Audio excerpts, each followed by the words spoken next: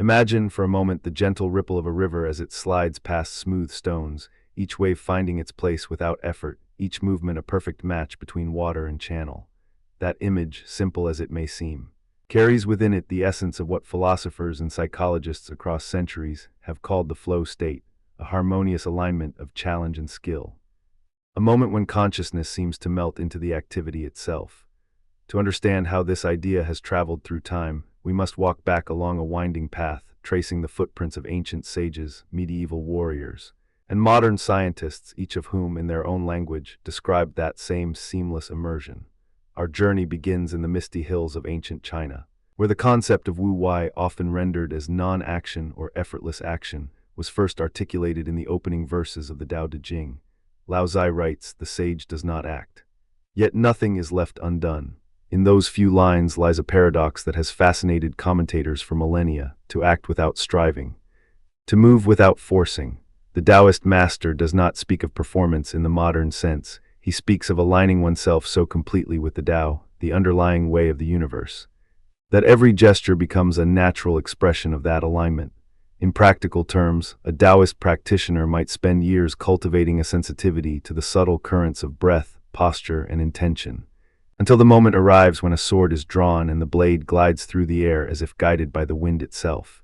This anecdote of the Zen monk, though it belongs to a later Buddhist tradition, echoes the same principle. Legend tells of a monk named Muso Sosuke, whose reputation for swordsmanship was not built on rigorous drills, but on a single, unpremeditated strike that cut through a bamboo stalk as if the blade were an extension of his mind. When asked how he achieved such precision, the monk simply smiled and said, "When the mind is still, the sword moves." The story, passed down through tea houses and dojos, illustrates a lived experience of wu-wei, a state where intention and execution are inseparable, where the practitioner is no longer the author of each movement, but the vessel through which movement flows. Traveling westward, we encounter the contemplative practices of early Buddhism. The Buddha's teachings on samatha and vipassana, calm abiding and insight meditation, describe a mind that, once settled, can engage with phenomena without the turbulence of craving or aversion. In the Satipatthana Sutta, the Buddha advises practitioners to establish mindfulness, observing the arising and passing away of phenomena, just as a clear lake reflects the moon. Here, the metaphor of a still lake again points to an untroubled awareness that can attend to any task without being dragged into distraction. The Buddhist notion of sati, mindful presence, has been linked by contemporary scholars to the attentional focus that characterizes flow. When a monk sits in meditation, his attention is neither scattered nor forced. It is anchored yet open, allowing sensations, thoughts, and emotions to arise and dissolve like ripples on water. This cultivated attentional stance mirrors what modern psychologists later called optimal experience, a state in which the individual's capacities are perfectly matched to the demands of the moment. The ancient Greeks, too, explored a related terrain, though their language was rooted in the pursuit of a good life rather than a fleeting performance. Aristotle's concept of eudaimonia, often translated as flourishing or human flourishing, encompasses a life lived in accordance with virtue, where rational activity is performed excellently. In the Nicomachean Ethics, Aristotle writes, "For the sake of what? For the sake of the activity itself, which is in accordance with virtue." He further distinguishes between ergon, function, and phronsis, practical wisdom, suggesting that the highest form of activity is one guided by a discerning intellect that knows the right means to the right ends. While Aristotle does not use the term flow, his description of the virtuous person engaged in a craft, whether it be politics, medicine, or music, captures a similar sense of immersion. The activity is not a means to an external reward, but an end in itself, a source of intrinsic satisfaction. The Greek poet Pindar, centuries later, praised athletes who run with a heart that knows no fear, hinting at the same seamless integration of skill and challenge that we now identify as flow. Fast forward to the early 20th century, when the burgeoning field of psychology began to formalize the study of consciousness.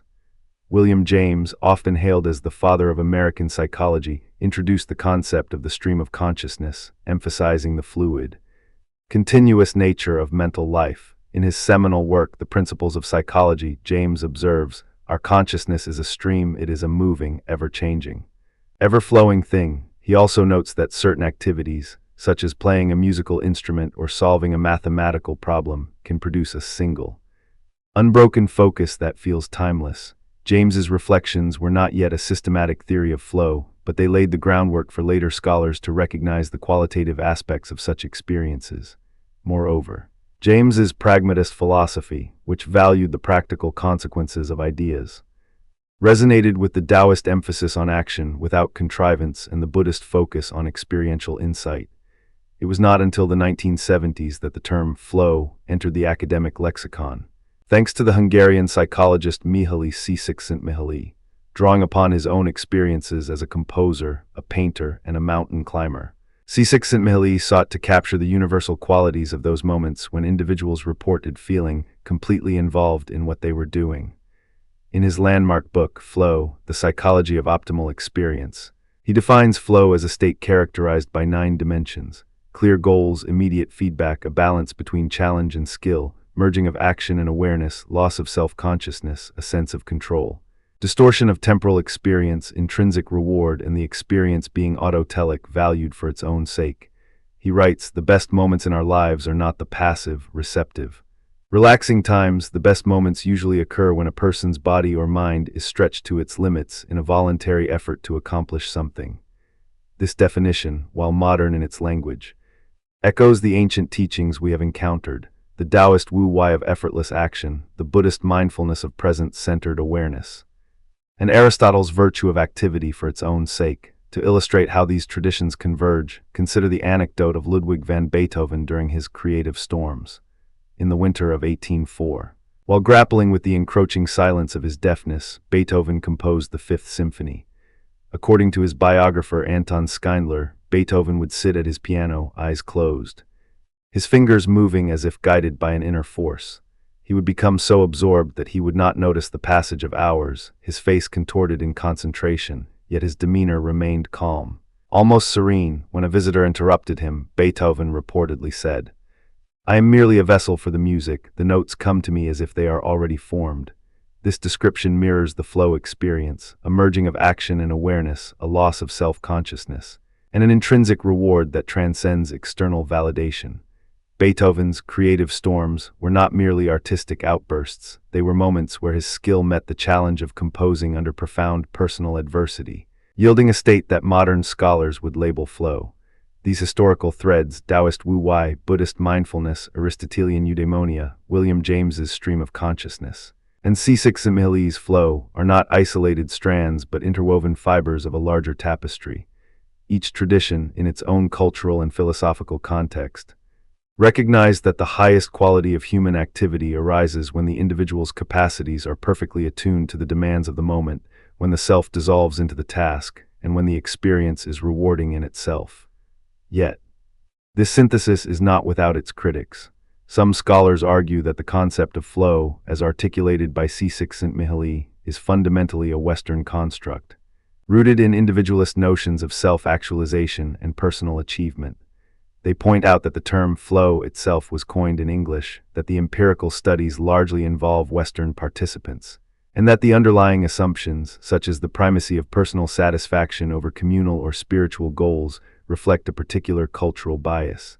In a 2008 article, the anthropologist Michael Taussig contends, what we call flow is a linguistic framing that privileges the autonomous subject, thereby obscuring the collective. Ritualistic dimensions present in many non-Western practices. From this perspective, the emphasis on optimal performance and personal fulfillment may overlook the communal or transcendent aims that guided ancient practices. A second line of critique focuses on the distinction between performance optimization and spiritual transcendence. Critics argue that while Taoist and Buddhist practitioners certainly reported states of effortless action, their ultimate aim was not to enhance skill or productivity, but to achieve a deeper union with the Tao or the Buddha nature, a liberation from the cycles of desire and suffering. In other words, the ancient practices were less about optimal experience in the secular sense and more about moving beyond the self altogether. The scholar Robert Sharf, in his work on Buddhist meditation, writes, "The goal of meditation is not to feel good or to perform better, but to see the true nature of reality and to extinguish the delusions that bind us." From this angle, framing those states as precursors to a modern psychological model of flow may risk reducing profound spiritual pursuits to mere techniques for personal efficiency. These counterarguments invite us to refine our understanding. Perhaps the most fruitful approach is to view flow not as a monolithic, culturally neutral phenomenon, but as a conceptual bridge that connects diverse human experiences of deep engagement. By recognizing both the convergences and the divergences, we honor the richness of each tradition while appreciating the universal human yearning for moments when the world seems to fall away, leaving only the task at hand. To further illuminate this bridge, let us examine two additional historical anecdotes that demonstrate how the ancient and modern narratives intersect. The first comes from the Chinese military treatise The Art of War by Sun Tzu. In Chapter 6, Sun Tzu advises, if you know the enemy and know yourself, you need not fear the result of 100 battles. While this passage is often interpreted in strategic terms, a closer reading reveals an implicit endorsement of a state of readiness that resembles flow. Sun Tzu's commander must be so attuned to the battlefield, aware of terrain, morale, timing, that decisions arise without hesitation, each movement flowing seamlessly from the preceding one. The commander's mind operates as a single, unfragmented whole, echoing the modern description of merging of action and awareness. In this way, the ancient strategist's insight anticipates the psychological principle that optimal performance emerges when the individual's perception, cognition, and motor response are perfectly synchronized. The second anecdote belongs to the realm of European art. In 1911, the French painter Henri Matisse described a moment while working on his masterpiece The Dance when he felt as if the canvas were breathing and my brush moved of its own accord. He recounted that he lost track of time, that the studio lights seemed to dim, and that the only reality he perceived was the swirl of color on the canvas. Matisse's experience aligns with Csikszentmihalyi's description of temporal distortion and loss of self-consciousness. Yet, unlike the modern emphasis on performance metrics, Matisse's focus was on the pure act of creation, a pursuit of beauty that transcended commercial success. His narrative demonstrates how the flow experience can arise in artistic contexts across cultures and eras, reinforcing the notion that the phenomenon is not confined to any single tradition. Cross-referencing these stories with Aristotle's concept of phronsis, practical wisdom, adds another layer of depth. Phronsis is the intellectual virtue that enables a person to navigate complex, variable situations with moral discernment. It is not merely technical skill, techn, but the capacity to apply that skill judiciously. In the context of flow, phronsis can be seen as the metacognitive awareness that calibrates the balance between challenge and skill, ensuring that the activity remains within the optimal zone. When a Zen swordsman draws his blade with effortless precision, he is exercising phronsis. He perceives the opponent's intent, the weight of the sword, the breath of the wind, and integrates these variables into a single, fluid response. Similarly, a modern software engineer debugging a complex algorithm may experience flow, but it is their phronsis, the seasoned judgment that guides them to the right abstraction, that sustains the experience. The dialogue between ancient wisdom and contemporary psychology also finds resonance in the field of positive psychology, which, like Csikszentmihalyi's work, seeks to understand the conditions that enable individuals and communities to thrive. Positive psychology's emphasis on strengths, virtues, and well-being dovetails with the Aristotelian vision of a flourishing life. Both traditions converge on the idea that human fulfillment arises not from external rewards alone, but from engaging in activities that are intrinsically rewarding, that align with one's character, and that foster a sense of purpose. In this sense, flow can be viewed as a micro-level manifestation of the macro-level goals of positive psychology, a momentary glimpse of the flourishing life that Aristotle imagined. Let us now turn to the primary texts that have shaped these ideas, to hear the voices of the thinkers themselves. From the Tao Te Ching, Lao Tzu declares, when nothing is done, nothing is left undone. This paradoxical statement invites us to contemplate the paradox of effortlessness that underlies flow. In the Satipatthana Sutta, the Buddha advises, let the mind be aware of the present moment, and let it be free of all hindrances. The Buddha's call for present-centered awareness mirrors the modern requirement for focused attention. Aristotle in the Nicomachean Ethics writes, we do not act well because we have a good character, but we have a good character because we act well. The circularity of action and virtue here suggests that repeated immersion in virtuous activity cultivates the very qualities that make such immersion possible, a feedback loop reminiscent of Csikszentmihalyi's notion of autotelic experience. William James, In the Principles of Psychology observes, a man's consciousness is a stream of thoughts, feelings, and sensations that flow together in a continuous current. James's metaphor of the stream anticipates the fluidity of flow. Finally, Csikszentmihalyi himself writes, the best moments in life occur when a person's body or mind is stretched to its limits in a voluntary effort to accomplish something. These quotes, spanning millennia, reveal a persistent thread. The human mind is drawn to moments when it can synchronize with its environment, when the self becomes a conduit rather than a barrier, having traced the lineage. It is worth reflecting on how these ideas have been operationalized in contemporary settings. In sports psychology, for example, coaches now design training regimens that deliberately calibrate difficulty to match an athlete's evolving skill set, aiming to keep the athlete within the flow channel. In education, teachers employ project-based learning that offers clear goals and immediate feedback, fostering an environment where students can experience flow while solving real-world problems. In the workplace, organizations such as Google and Atlassian have introduced 20% time policies, granting employees the autonomy to pursue projects of personal interest, an institutional attempt to nurture flow by aligning challenge with intrinsic motivation.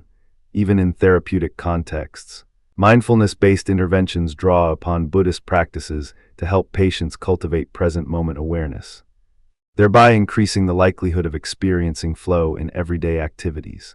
Modern reinterpretations also extend flow into the digital realm. Video game designers, aware of the flow principle, meticulously balance game difficulty, reward structures, and feedback loops to keep players in a state of the sweet spot. The classic game Tetris is often cited as a paradigmatic example. As the pieces fall faster, the player's skill is continuously tested, leading to a heightened sense of immersion that can last for hours. This design philosophy reflects the same ancient insight that a river must be neither stagnant nor a torrent to sustain life, it must flow just right. Similarly, the rise of flow state apps such as Pomodoro timers, focus music playlists, and digital minimalism tools demonstrates how contemporary culture seeks to engineer environments conducive to deep work, echoing the ancient practice of creating a quiet mind for meditation. Yet, the modern appropriation of flow is not without ethical considerations. When corporations harness flow to boost productivity, they may inadvertently blur the line between personal fulfillment and instrumental exploitation. The philosopher Byung-Chul Han warns of the achievement society, where individuals are compelled to constantly optimize themselves, turning flow into a commodity rather than a spontaneous gift. He writes, in the age of performance, the self becomes a project to be managed, and the experience of flow is transformed into a metric of efficiency. This critique invites us to ask, when does the pursuit of flow serve our deeper values? And when does it become a means to an external end? The answer may lie in the ancient distinction between wu-wei, action without attachment to outcome, and the modern drive for measurable performance. Returning to the historical narrative, let us revisit the Zen swordsman's anecdote, this time with a deeper analysis. The monk's effortless strike can be understood through the lens of Mushin, the no-mind state described in the Zen tradition.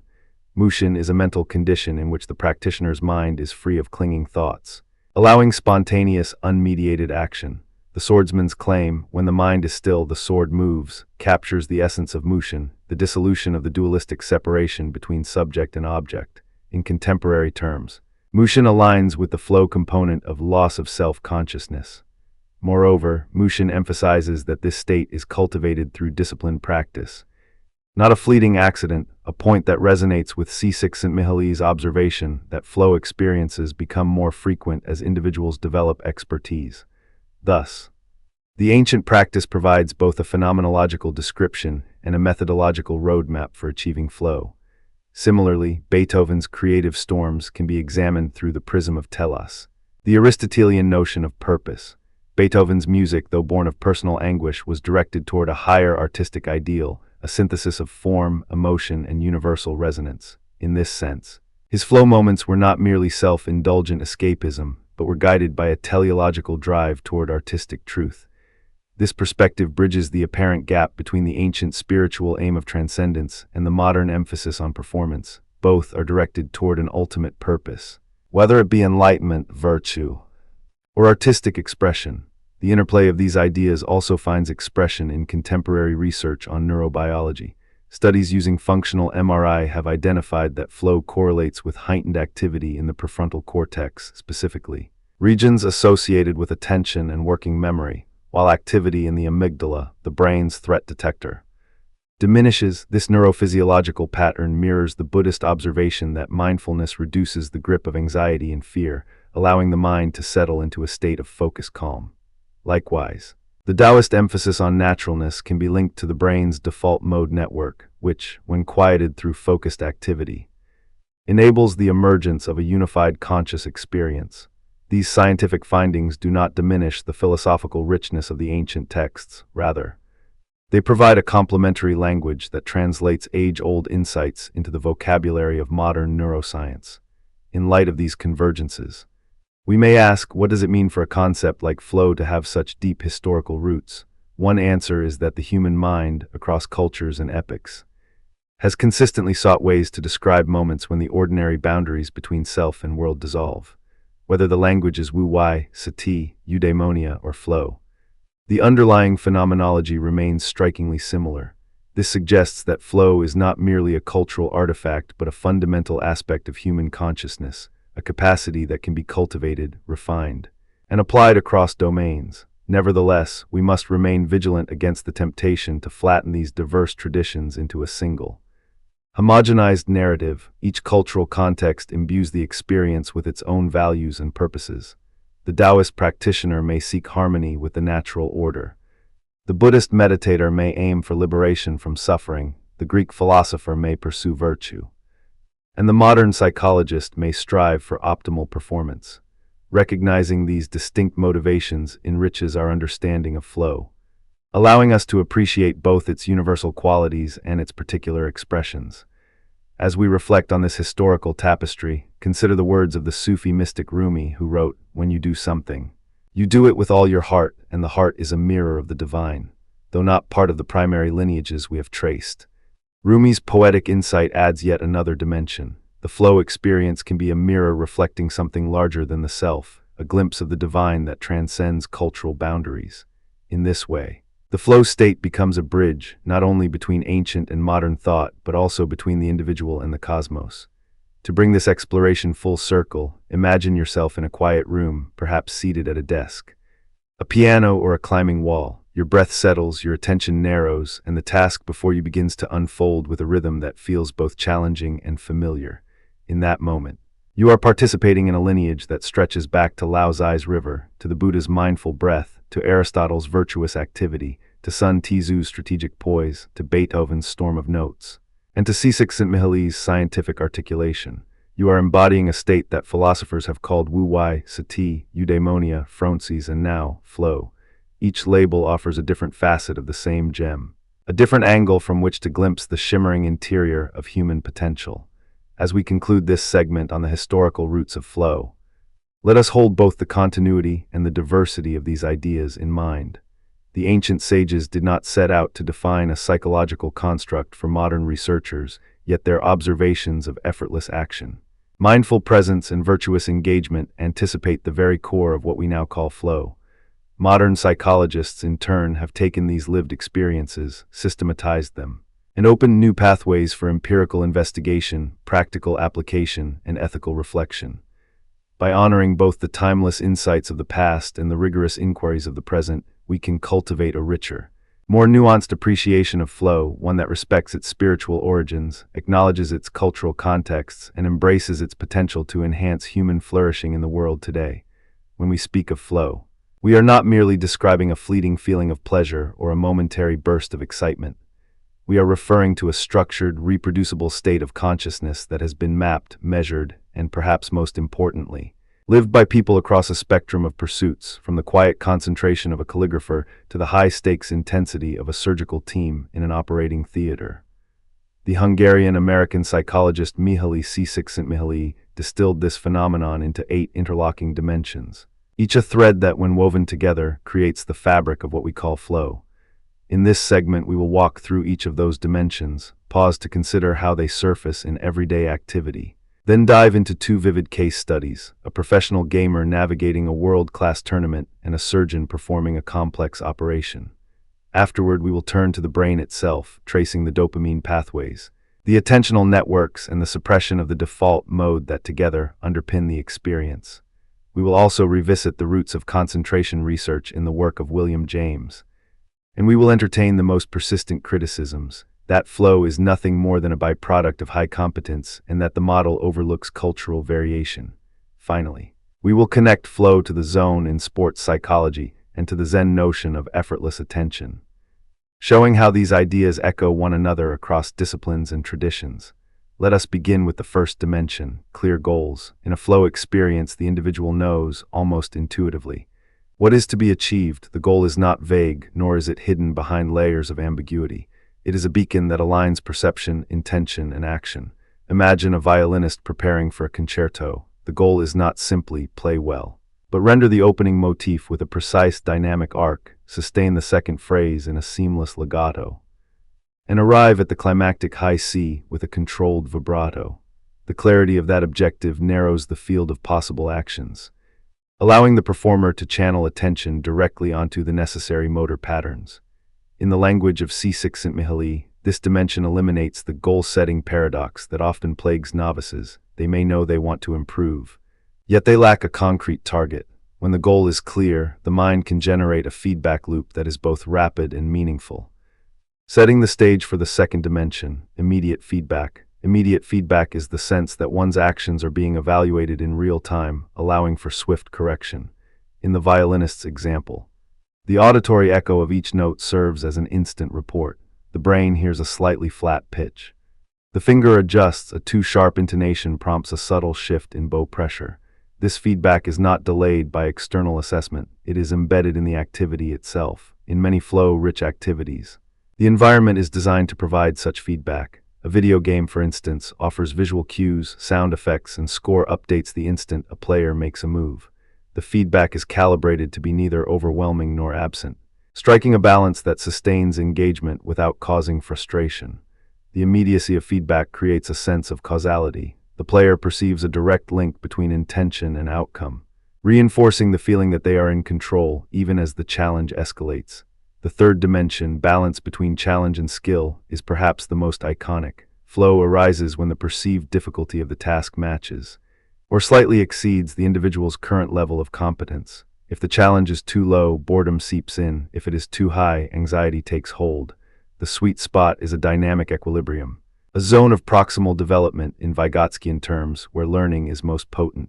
Consider a chess player who has mastered the basic openings. When faced with an opponent who introduces a novel mid-game tactic, the player must stretch their strategic repertoire just enough to meet the new demand.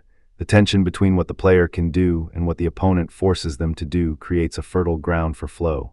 This dimension is not static as skill grows. The challenge must also rise, lest the experience dissolve into routine. It is why athletes, musicians, and scholars continually seek higher levels of difficulty. They are, in effect, chasing the moving target of flow. The fourth dimension, merging of action and awareness, captures the feeling that the activity and the self are one.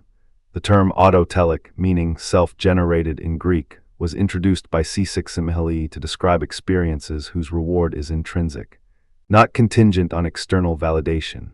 When action and awareness merge, the sense of self-monitoring recedes. The individual no longer feels as though they are watching themselves perform, but rather as though they are simply acting. This is the I am the action state that many mystics have described. In the Zen tradition, this is called no mind, Chinese letter, Mushin. A state where the mind is empty of discursive thought, allowing the body to move without interference. The Japanese swordsman Miyamoto Musashi wrote, "When the mind is not fixed upon the past or future, it can act freely, in flow." The same principle applies. The mind is unencumbered by rumination, and the body executes with fluid precision. The fifth dimension, a sense of control, is closely linked to the merging of action and awareness, but is distinct in that it emphasizes the subjective feeling that one can influence the outcome. This does not mean omnipotence, rather. It is a calibrated confidence that one's actions matter. In the operating theater, a surgeon may feel an acute sense of control while navigating the delicate vasculature of the brain. The tactile feedback from the instruments, the visual guidance from the microscope, and the rhythmic breathing of the patient combine to create a feedback loop that reinforces the surgeon's belief in their capacity to steer the procedure. when this sense of control is present.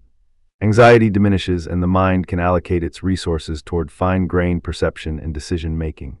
The sixth dimension, loss of self-consciousness, is the flip side of the sense of control. While the individual feels capable, they simultaneously experience a reduction in self-evaluation. The inner critic that might otherwise judge performance, appearance, or social standing fades into the background. This loss of self-consciousness is not a denial of the self, but a temporary suspension of self-referential processing. In cognitive neuroscience, this corresponds to a down-regulation of the default mode network, the brain system that underlies mind-wandering and self-referential thought. When the default mode network quiets, the brain's attentional resources can be reallocated to task-relevant circuits, allowing for deeper immersion. The phenomenon is evident in athletes who report that, during a perfect dive, they are not thinking about how they look to the judges, they are simply moving through the water. The seventh dimension, altered perception of time, is perhaps the most vivid anecdote people share about flow. Hours can feel like minutes. Or conversely, a single moment can stretch into an eternity. This temporal distortion is not an illusion, but a measurable shift in how the brain encodes temporal intervals. Studies using functional MRI have shown that during flow, activity in the basal ganglia, particularly the striatum, changes in a way that correlates with the subjective compression of time. When a professional gamer is locked into a match, the ticking of the clock on the wall may become irrelevant. The player's internal clock aligns with the rapid succession of visual cues, creating a sense that time flies. In contrast, a surgeon may experience a slowing of time, where each critical step feels elongated, allowing for meticulous attention. The eighth and final dimension, intrinsic reward, ties the entire experience together. Flow is not pursued for external accolades, it is rewarding in and of itself. The activity becomes its own justification. Csikszentmihalyi wrote, "The best moments in life are when your body and mind feel like they are working together, when you're in a state of complete involvement." This intrinsic reward is reinforced by the brain's dopaminergic system, which we will explore shortly. The dopamine surge that accompanies successful navigation of a challenge creates a feeling of pleasure that is not contingent on external validation, but rather on the internal confirmation that the task has been mastered. Having outlined the 8 dimensions, let us now see how they manifest in 2 very different, yet equally demanding arenas: the world of professional gaming and the sterile precision of a surgical suite. Consider the story of Maya Nebula Alvarez, a 24-year-old professional player of a fast-paced multiplayer online battle arena, or MOBA game. Nebula's journey to the World Championship is a textbook illustration of flow in action. The first dimension, clear goals, is evident from the moment she steps into the practice room. Her coach outlines a specific objective for the day: execute a flawless early game gank on the mid lane, secure 3 kills, and maintain map control for the first 10 minutes. The goal is concrete, measurable, and tied to the larger tournament strategy. As she begins, the game's UI provides immediate feedback. Health bars flash red when damage is taken. A sound cue signals a successful skill combo, and the scoreboard updates in real time. This feedback loop satisfies the second dimension, allowing Nebula to adjust her positioning within milliseconds. The third dimension, the challenge skill balance, is calibrated by the matchmaking system. In the qualifiers, Nebula faces opponents whose skill rating is just above her own, ensuring that the challenge nudges her abilities without overwhelming them. When she advances to the quarterfinals, the difficulty spikes, but so does her competence. Honed by hours of deliberate practice, this dynamic equilibrium keeps her in the flow channel, preventing boredom or anxiety. As the match progresses, Nebula experiences the merging of action and awareness. Her hands glide over the keyboard, her eyes track the minimap, and her mind processes the evolving tactical landscape, all without a sense of "I'm thinking about this move."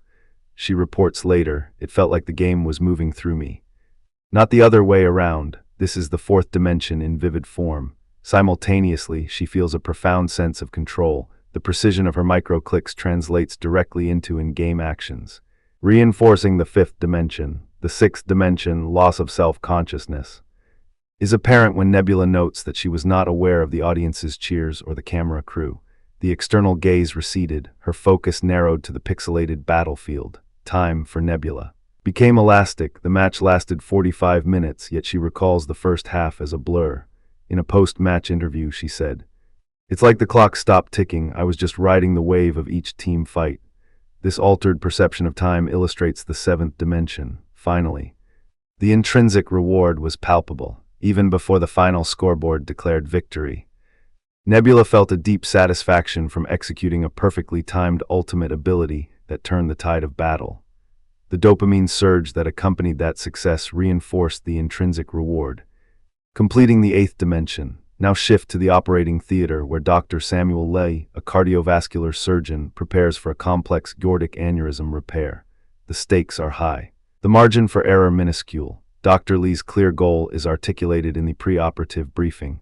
Replace the diseased segment of the descending thoracic aorta with a graft, maintain perfusion to the spinal cord, and minimize ischemic time. This goal is precise, quantifiable, and shared among the entire surgical team. As the procedure begins, immediate feedback arrives through multiple channels. The patient's hemodynamic monitors display blood pressure trends, the surgical microscope provides a high-resolution view of tissue planes, and the tactile resistance felt through the instruments signals the integrity of the aortic wall. These cues create a rapid feedback loop that informs each micro-decision. The challenge skill balance is evident in the patient's anatomy. The aneurysm's curvature and calcification present a unique difficulty that matches Dr. Lee's expertise. He has performed dozens of similar repairs. Yet each case introduces a subtle variation that pushes his skill set. This calibrated difficulty sustains flow, preventing the procedure from slipping into routine or becoming overwhelming.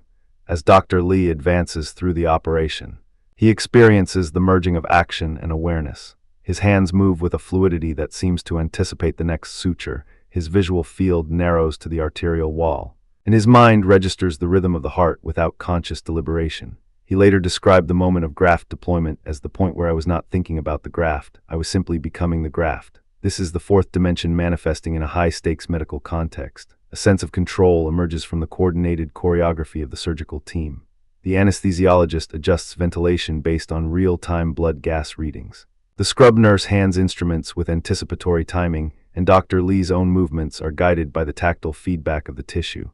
This collaborative control reinforces the fifth dimension. Meanwhile, the sixth dimension, loss of self-consciousness, occurs as Dr. Lee reports that he was not aware of the ticking clock on the wall or the murmurs of the observers in the gallery. His self-evaluation receded, allowing his attention to remain fully on the delicate anastomosis. Time seemed to stretch, each suture felt elongated, each clamp placement demanded careful deliberation. Dr. Lee noted in those critical minutes, "It felt like the world slowed down, giving me the space to be precise." This altered perception of time is the seventh dimension. When the graft was finally secured and blood flow restored without neurological deficit, Dr. Lee experienced a profound intrinsic reward. The success was not merely a professional accolade. It was a deep, internal affirmation that the complex choreography of skill, attention, and feedback had culminated in a life-saving outcome. The dopamine release associated with this achievement reinforced the neural pathways that support future flow experiences. Having explored two concrete instances, let us now turn to the brain, the organ that orchestrates these dimensions. Flow is not a mystical abstraction, it is a measurable neurophysiological state. Central to this state is the dopaminergic system, particularly the mesolimbic pathway that projects from the ventral tegmental area, VTA, to the nucleus accumbens. When an individual perceives a challenge that is within their skill range, the VTA releases dopamine, which serves two complementary functions. First, dopamine enhances motivation, prompting the individual to persist in the face of difficulty. Second, dopamine modulates the signal-to-noise ratio in cortical circuits, sharpening focus on task-relevant information while dampening distractions. This neuromodulatory effect aligns with the third and fourth dimensions of flow, balancing challenge and skill, and merging action with awareness. Attentional networks also play a pivotal role. The dorsal attention network, DAN, which includes the frontal eye fields and the intraparietal sulcus, is responsible for goal-directed, top-down attention. When a clear goal is present, the DAN becomes highly active, allocating resources to the relevant sensory and motor pathways. At the same time, the ventral attention network, VAN, which is more stimulus-driven, is suppressed, reducing the likelihood that unexpected, irrelevant stimuli will capture attention. This selective activation and inhibition create the focused concentration that is characteristic of flow. Equally important is the default mode network, DMN, a set of regions, medial prefrontal cortex, posterior cingulate cortex, and angular gyrus, that dominate brain activity during rest, mind wandering, and self-referential thought.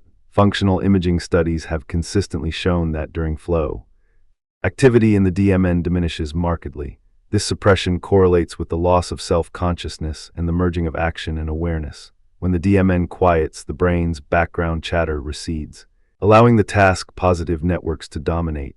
In a seminal fMRI study of professional musicians improvising on a keyboard, researchers observed a pronounced reduction in DMN activity concurrent with heightened activity in the DAN and the motor cortex, providing a neural signature of flow.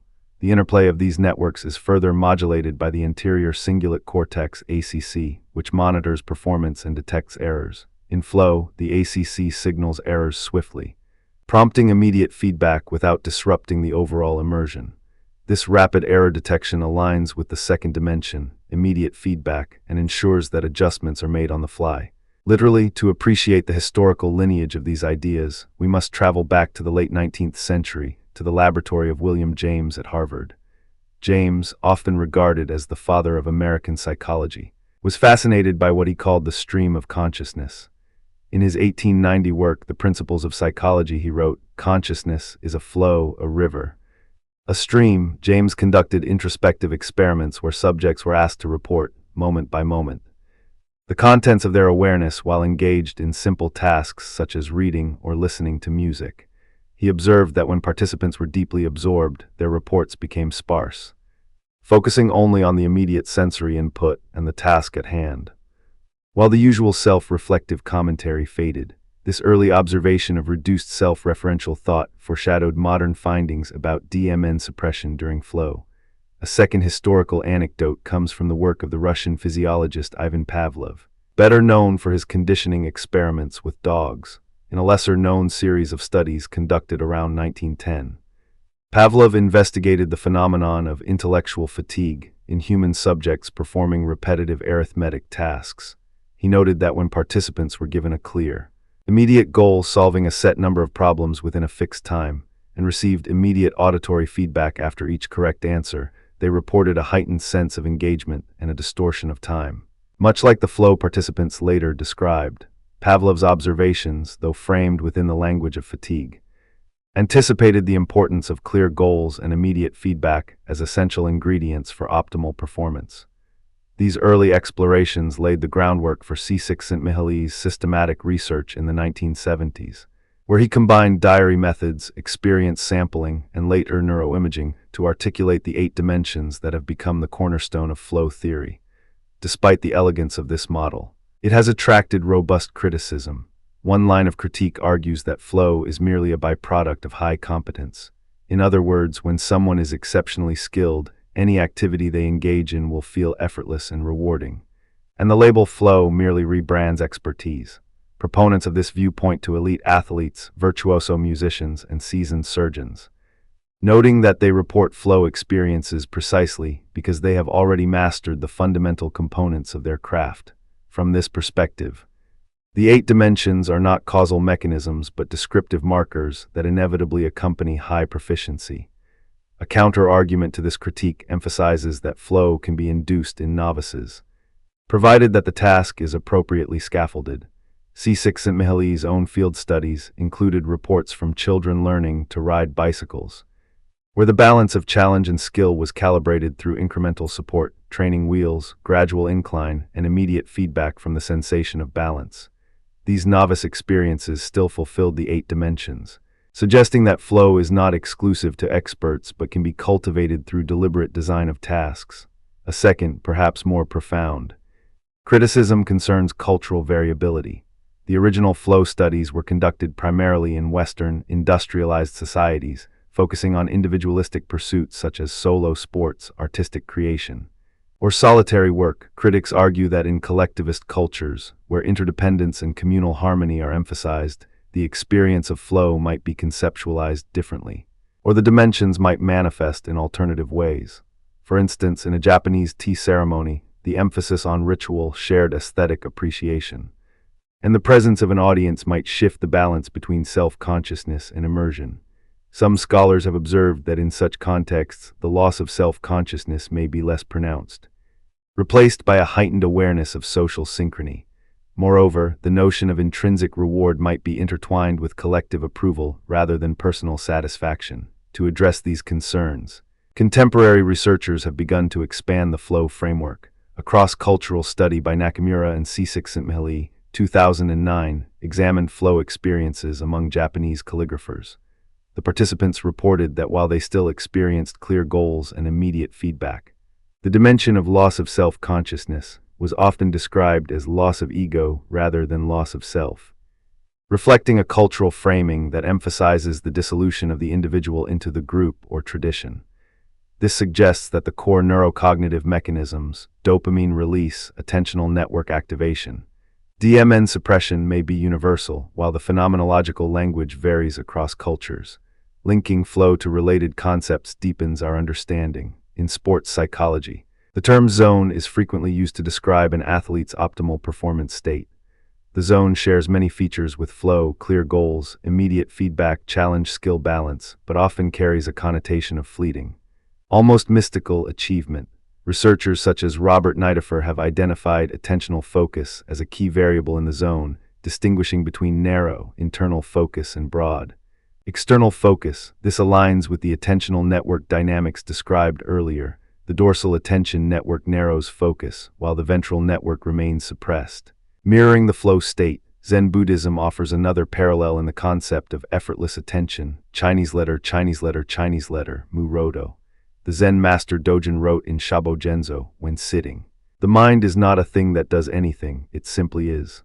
This notion of non-striving, of allowing attention to settle without force, resonates with the merging of action and awareness dimension of flow. Modern cognitive science has begun to explore this overlap. A 2015 study by Lutz et al. Used EEG to compare experienced Zen meditators with novices during a sustained attention task. The meditators showed reduced activity in the DMN and increased gamma synchrony in the frontal cortex, patterns that closely resemble those observed in flow neuroimaging studies. The convergence suggests that both flow and effortless attention may be different cultural expressions of a shared neurocognitive architecture. Let us return now to the two case studies, now enriched by the neuroscientific lens. In the professional gamers tournament, the rapid release of dopamine from the VTA not only heightened motivation, but also sharpened the signal-to-noise ratio in her visual cortex, allowing her to track multiple moving avatars and projectiles without being overwhelmed. Simultaneously, her dorsal attention network locked onto the minimap and the health bars of her character, while the ventral network remained quiescent, preventing sudden pop-ups from pulling her focus away. The suppression of her default mode network explained why she reported a loss of self-consciousness and an altered sense of time. When she finally secured that decisive ultimate ability, the burst of dopamine reinforced the neural pathways, making the experience intrinsically rewarding and increasing the likelihood that she would seek similar challenges in future matches. In the operating theater, Dr. Lee's flow state involved a finely tuned interplay between the ACC, which signaled subtle deviations in arterial pressure, and the motor cortex, which adjusted instrument grip tension in microseconds. The dopamine surge associated with each successful clamp placement reinforced his procedural memory, consolidating the skill for future operations. The suppression of the DMN allowed Dr. Lee to remain free of intrusive thoughts about the patient's outcome beyond the immediate task, focusing his cognitive bandwidth on the delicate suturing.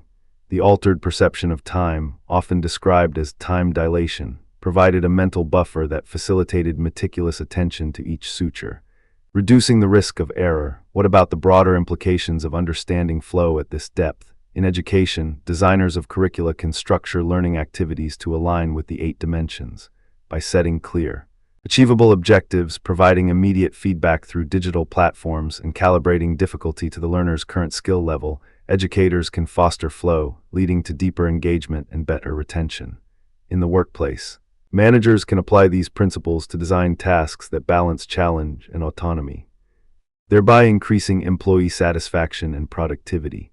The neuroscience offers a biological rationale for why such designs work. They tap into the brain's reward circuitry, optimize attentional resources, and minimize mental fatigue. The potential for misapplication, however, must be acknowledged. If organizations chase flow without regard for individual differences, they may inadvertently push employees into chronic stress.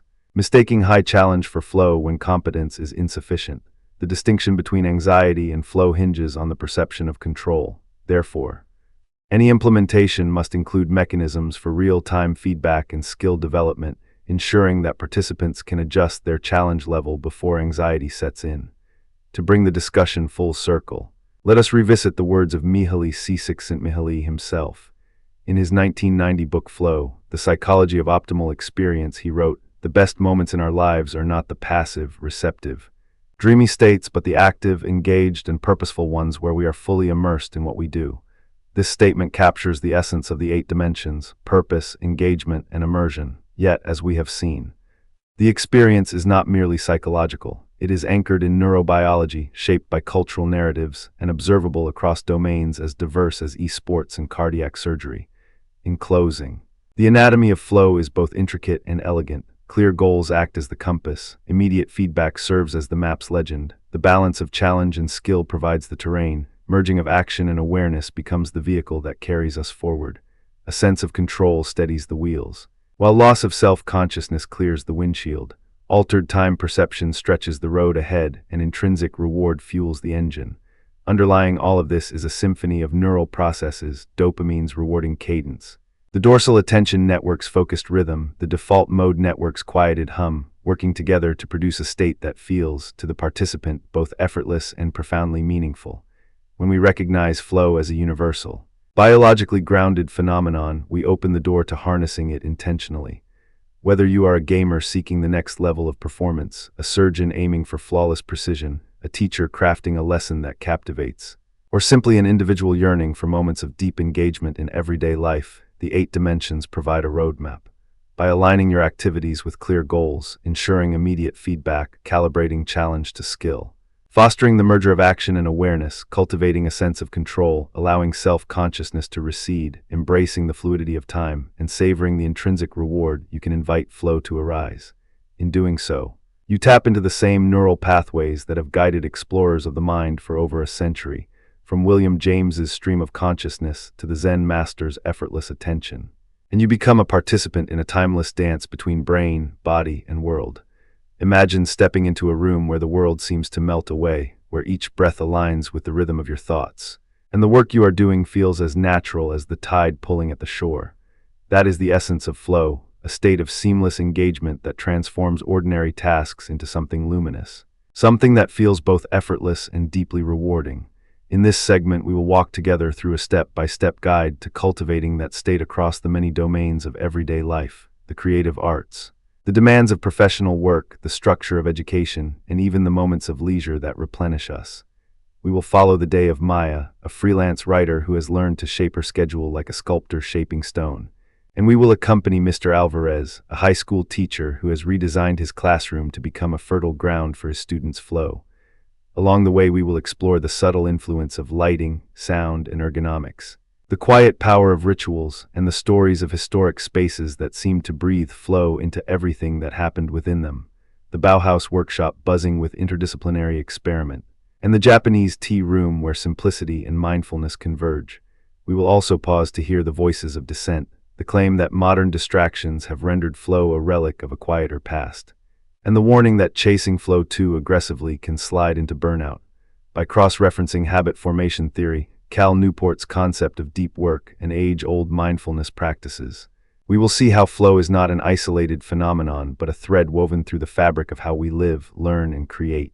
Let us begin. First, let us clarify what we mean by flow in practical terms. Psychologist Mihaly Csikszentmihalyi described flow as a state in which the challenge of an activity matches the skill of the person performing it, creating a narrow channel of attention where self-consciousness fades, time dilates, and intrinsic motivation flourishes. In everyday language, you might call it being in the zone, getting into the groove, or simply losing yourself in what you love. The key ingredients are clear goals, immediate feedback, a balance between difficulty and ability, and a sense of control. When we translate these ingredients into daily practice, we discover that flow is not a mysterious gift bestowed upon a lucky few, but a skill that can be cultivated with intention, environment, and routine. Step 1. Define the domain and set a clear intention. Whether you're about to write a chapter, design a lesson plan, practice a musical piece, or assemble a model airplane, begin by articulating a specific, achievable objective for the session. Instead of a vague, "I'll work on my novel," say, "I will write 800 words of the opening scene." Focusing on establishing the protagonist's conflict. This precision does two things. It narrows the field of attention, reducing the mental clutter that invites distraction. And it provides an immediate metric for feedback. When the word count is reached, you have a tangible sign of progress. In the case of Maya, each morning she opens her notebook with a single sentence. "Today I will complete the research outline for the feature on urban gardening." And draft the first 400 words. That sentence is not a promise to the universe. It is a contract with herself, a lighthouse that guides her focus. Step 2. Conduct a personal skill challenge audit. Ask yourself, what abilities do I currently possess that align with this task, and where do I need to stretch? If the challenge is too easy, boredom will set in. If it is too hard, anxiety will dominate. For a freelance writer, the challenge might be the synthesis of diverse sources into a compelling narrative, a skill that can be sharpened by disciplined research habits. For Mr. Alvarez, the challenge could be designing a collaborative project that requires students to apply mathematical concepts in a real-world context, thereby pushing them just beyond their comfort zone. By mapping the gap between current skill and task difficulty, you can adjust variables, break the task into smaller subtasks, increase the complexity of the problem, or seek resources that raise your competence. This audit becomes a living document, revisited each week, ensuring that the tasks you set remain in that sweet spot where flow thrives. Step 3. Engineer the physical environment. The subtle cues of light, sound, temperature, and ergonomics act like invisible scaffolding that either supports or undermines concentration. Research in environmental psychology shows that natural light enhances alertness and mood, while harsh fluorescent lighting can increase eye strain and fatigue. For Maya, the ideal writing nook is a sunlit corner near a large window where morning light pours in, filtered through a light linen curtain that diffuses glare. She positions her laptop on a standing desk that allows her to shift between sitting and standing, preventing the stiffness that often leads to restlessness. A small potted plant, perhaps a resilient succulent, adds a touch of biophilic connection, subtly reminding the brain of the natural world and reducing stress. Mr. Alvarez, on the other hand, transformed a traditional classroom into a flexible learning space. He removed rows of fixed desks and replaced them with modular tables that can be rearranged for group work or individual focus. The walls now feature acoustic panels in muted earth tones, dampening the echo that can be distracting during collaborative discussions. He installed adjustable LED lighting that can be dimmed for quiet reading or brightened for energetic brainstorming. Even the temperature is regulated with a smart thermostat that maintains a comfortable 22 degrees Celsius, because a room that is too hot or too cold pulls attention outward, toward bodily discomfort. By attending to these environmental variables, both Maya and Mr. Alvarez create a backdrop that quietly signals to the brain, here's a place for deep, uninterrupted work. Step 4. Curate the auditory landscape. Sound can be a powerful ally or a relentless adversary. For many, a low-level ambient soundtrack, such as the gentle hiss of rain, the distant murmur of a coffee shop, or a carefully selected instrumental playlist, provides a steady auditory, white noise that masks sudden interruptions. Maya discovered that instrumental piano pieces in a 60 BPM tempo help sustain her writing rhythm without pulling her into lyrical distraction. She uses a high-quality pair of noise-canceling headphones, not to block the world entirely, but to create a sonic bubble where the only audible cues are those she has intentionally chosen.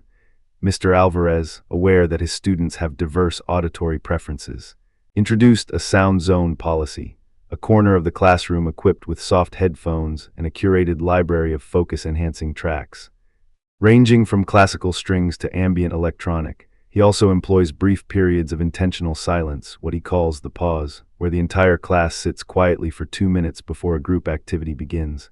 This pause acts as a collective reset, allowing each student's nervous system to settle, making the subsequent collaborative work more likely to enter a flow-friendly rhythm. Step 5. Establish a pre-flow ritual. Rituals are the mental cues that signal to our nervous system that it is time to transition from the scattered state of everyday life into a focused mode. They do not have to be elaborate. Even a simple sequence can be remarkably effective. Maya's ritual begins with a 3-minute breathing exercise. Inhaling through the nose for 4 counts, holding for 2, exhaling for 6, while she visualizes the outline of her article. She then lights a scented candle, lavender, a scent she associates with calm concentration, and closes the notebook on her desk, a tactile reminder that the workspace is now on. This ritual is repeated every morning. Creating a Pavlovian cue, the scent of lavender and the soft glow of candlelight become linked in her mind with the onset of flow. Mr. Alvarez starts his class with a short, mindful bell, a single resonant chime followed by a moment of stillness. He asks students to place their hands on their laps, close their eyes, and notice the feeling of their breath for 10 seconds. Then he poses a provocative question related to the day's lesson.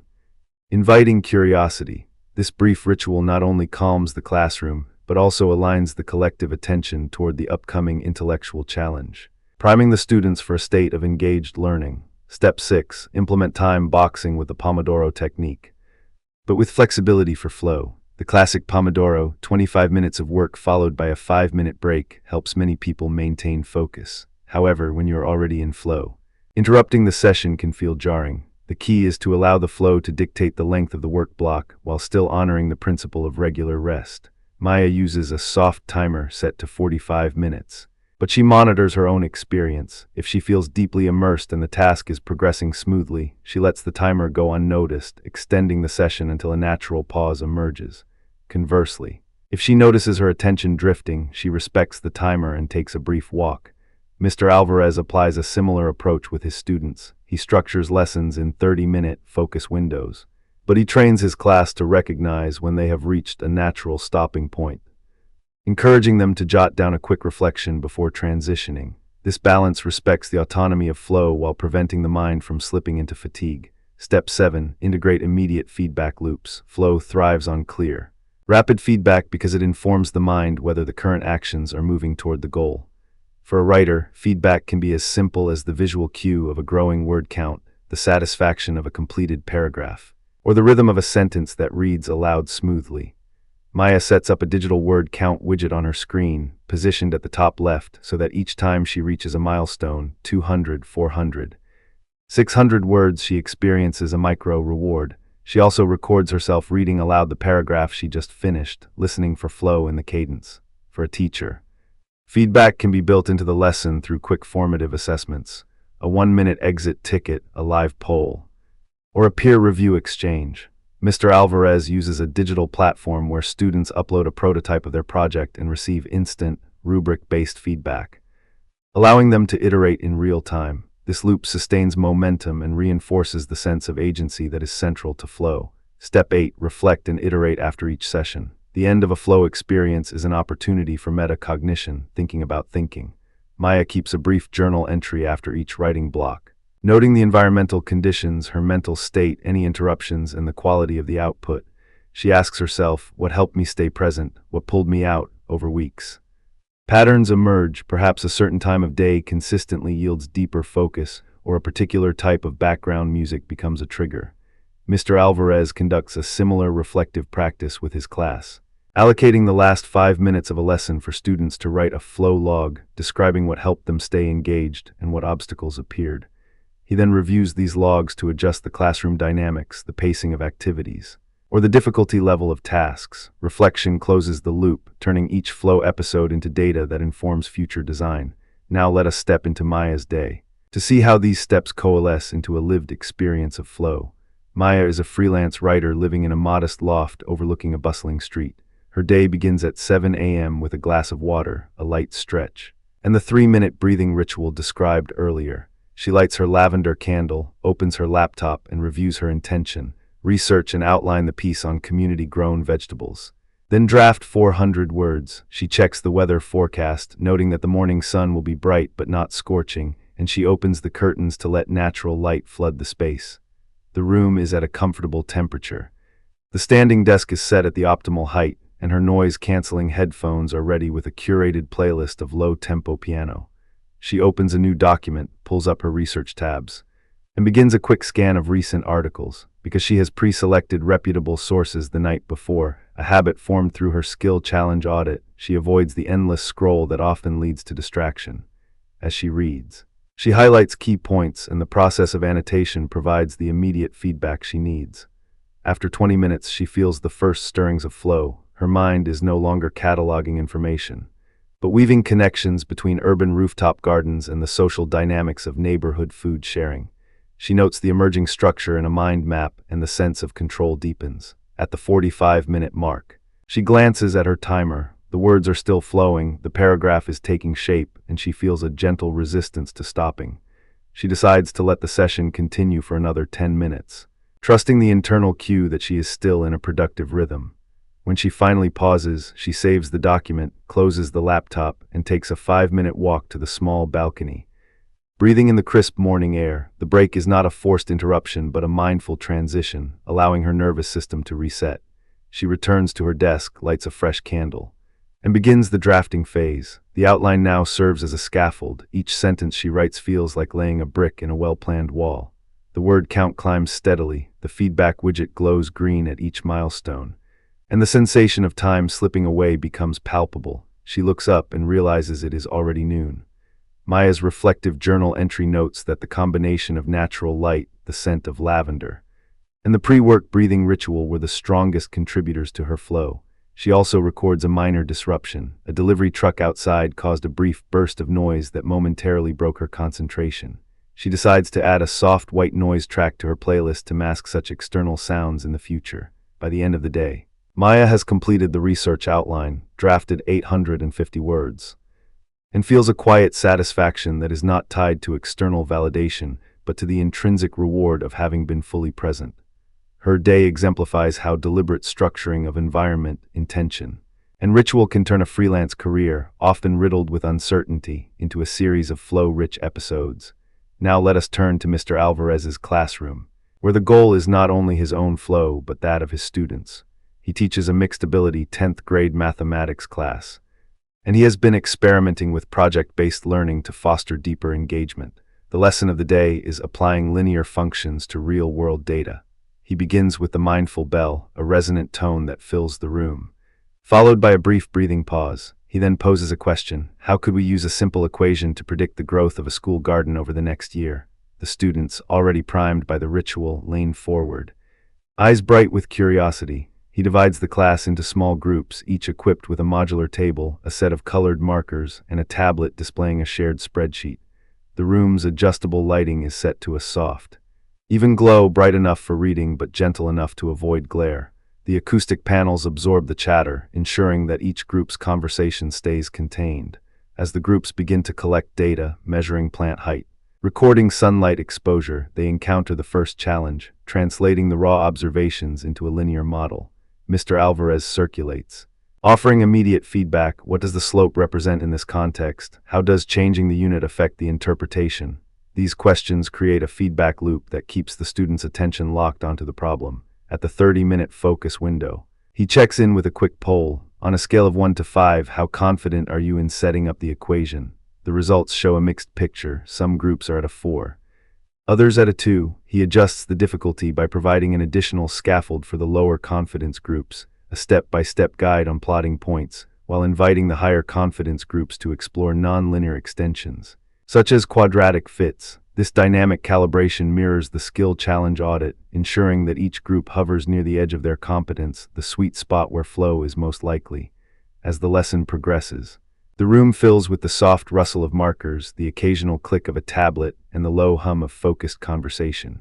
The ambient sound is deliberately minimal. Mr. Alvarez has turned off the overhead fans, and a faint soundtrack of instrumental music plays at a volume low enough to be barely perceptible, serving as a gentle auditory cushion.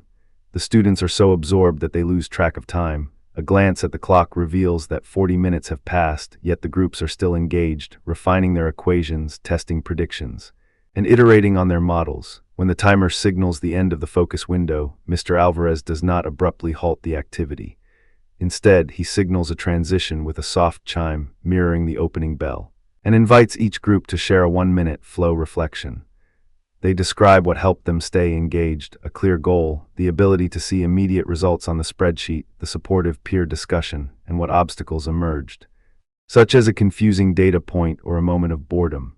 This reflective pause serves as the final step in the flow cycle, turning the collective experience into actionable insights for future lessons. By the end of the class, the students have not only produced linear models that predict garden growth, but also experienced a sense of mastery and ownership over the mathematical concepts.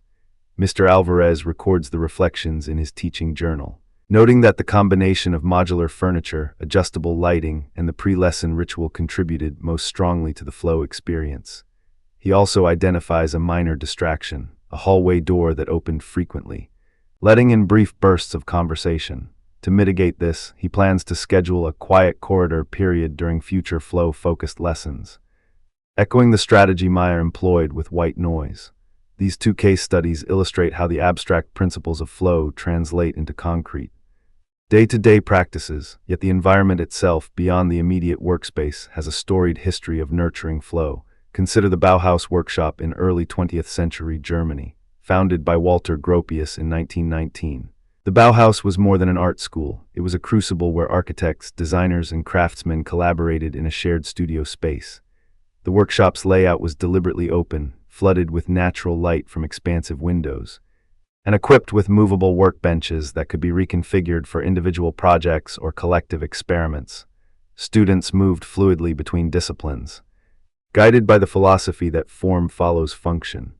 The physical design of the Bauhaus, high ceilings, minimal ornamentation, an emphasis on simplicity, created an environment that reduced visual clutter and allowed the mind to focus on the act of creation. Many alumni, such as Marcel Breuer and Wassily Kandinsky, reported that the workshop's atmosphere facilitated a state of deep immersion, where ideas seemed to surface effortlessly, as if the space itself were a catalyst for flow. The Bauhaus example underscores how intentional architectural choices, light, openness, flexibility, can become silent partners in the pursuit of flow. Across the globe, a very different yet equally potent flow-friendly space exists in the Japanese tea ceremony room, or chashitsu. The tea ceremony, known as chanoyu, is a meticulously choreographed ritual that emphasizes mindfulness, simplicity, and the harmonious interaction between participants and their surroundings. The chashitsu is deliberately small, constructed with natural materials, bamboo, wood, paper, and designed to evoke a sense of calm and focus. Light enters through shoji screens in soft, diffused beams, and the scent of tatami mats and incense permeates the air. Every movement, from the graceful sweep of the host's hand to the precise placement of the tea bowl, is performed with deliberate intention, fostering a heightened awareness of the present moment. Participants often describe the experience as entering a state of flow, where the ordinary concerns of daily life recede, and the act of preparing and sharing tea becomes a conduit for deep concentration and aesthetic appreciation. The tea room illustrates that flow is not confined to high-tech or Western contexts. It can emerge in spaces that prioritize minimalism, ritual, and sensory harmony. While we have explored the architecture of flow, it is essential to address the skeptics who argue that modern life, saturated with smartphones, constant notifications, and multitasking, has made the emergence of flow nearly impossible. This viewpoint is not without merit. Studies in cognitive science have shown that frequent task switching fragments attention, reduces working memory capacity, and lengthens the time required to re-enter a state of deep focus. The attention economy thrives on novelty, rewarding us with dopamine spikes each time we check a new message or scroll through a feed. In this context, the brain's reward circuitry can become conditioned to seek the next stimulus, making sustained concentration feel alien. However, the very same research also reveals that the brain is plastic. With intentional practice, we can rewire our attentional habits. The habit formation theory, articulated by James Clear and others, emphasizes the power of cue routine reward loops. By establishing clear cues, such as a specific time of day, a ritual, or an environmental trigger, and pairing them with a rewarding outcome, the intrinsic satisfaction of flow, we can gradually reshape our neural pathways. Maya's daily breathing ritual and Mr. Alvarez's mindful bell are precisely such cues, designed to override the pull of external distractions. Moreover, digital tools can be harnessed to protect flow. Focus modes that silence notifications, website blockers that limit access to social media, and timers that enforce work intervals. The modern environment, while noisy, also offers unprecedented means to curate one's own flow-friendly micro-environment. A second counterargument warns that the pursuit of flow can become a form of self-imposed pressure, leading to burnout when individuals treat flow as a performance metric. I must be in the zone for 8 hours a day. They risk ignoring the natural ebb and flow of energy, the need for rest, and the importance of variety. The phenomenon of forced flow can manifest as over-optimization, where the individual schedules every minute, eliminating spontaneity and reducing the sense of autonomy that is a core component of flow itself. Cal Newport, in his book Deep Work, cautions against the hard wiring of constant deep focus without adequate downtime, noting that mental fatigue can erode creative insight and diminish overall productivity. To avoid this trap, it is crucial to embed flexibility into the flow cultivation process. The step-by-step guide we have outlined includes built-in reflection, breaks, and the option to adjust the length of work blocks based on real-time feedback. Maya's willingness to end a session early when she feels a dip in concentration, and Mr. Alvarez's practice of allowing students to signal when they need a pause embody the principle that flow should serve well-being, not dominate it. Additionally, integrating mindfulness practices, such as the brief breathing pauses we described, helps maintain an awareness of internal states, allowing the individual to recognize early signs of strain and to step back before burnout sets in. Connecting flow to broader concepts deepens our understanding of how it functions within a larger ecosystem of human behavior. Habit formation theory tells us that repeated cues and rewards solidify neural pathways, making it easier over time to slip into flow without conscious effort. In the same vein, the concept of deep work, popularized by Cal Newport, aligns closely with flow. Both emphasize sustained, distraction-free concentration on cognitively demanding tasks, and both argue that such work yields higher quality output and greater personal fulfillment. Mindfulness, a practice rooted in ancient contemplative traditions, trains attention to stay anchored in the present moment, reducing rumination and enhancing the ability to notice subtle shifts in mental state. When combined, these three frameworks, habit formation, deep work, and mindfulness, form a robust scaffolding that supports the emergence of flow. For instance, a writer who has habitually set a morning cue, a cup of tea, and a breathing exercise, practices deep work by blocking off a 2-hour window and incorporates mindfulness by periodically scanning for tension. We'll find that flow arrives more readily and remains more stable. Let us now explore 2 concrete examples that illustrate how these principles can be applied beyond the individual writer or teacher. The first example involves a software developer named Louis, who works remotely on open-source projects. Louis found that his productivity suffered during the late afternoon, when his home environment became noisy with family activity. He adopted a flow-friendly routine. He began each coding session with a 5-minute code clarity meditation, where he visualized the architecture of the feature he intended to build. He then switched his workstation to dark mode, adjusted his monitor's color temperature to a warm amber hue, and enabled a focus mode that blocked all non-essential notifications. He also rearranged his ergonomic chair and desk to achieve a neutral spine posture, reducing physical discomfort. By breaking his work into 90-minute blocks aligned with his natural energy peaks, and by using a simple visual progress bar on his task board to provide immediate feedback, Louis reported that he entered flow more consistently, producing higher quality code with fewer bugs. After each session, he logged a brief note about his mental state, noting that the combination of visual ergonomics and the pre-coding meditation were the strongest predictors of his flow experience. The second example comes from a community art studio that hosts weekly paint and play evenings for seniors. The studio's director, Alina, wanted to create an environment where participants could experience flow while painting, despite varying skill levels.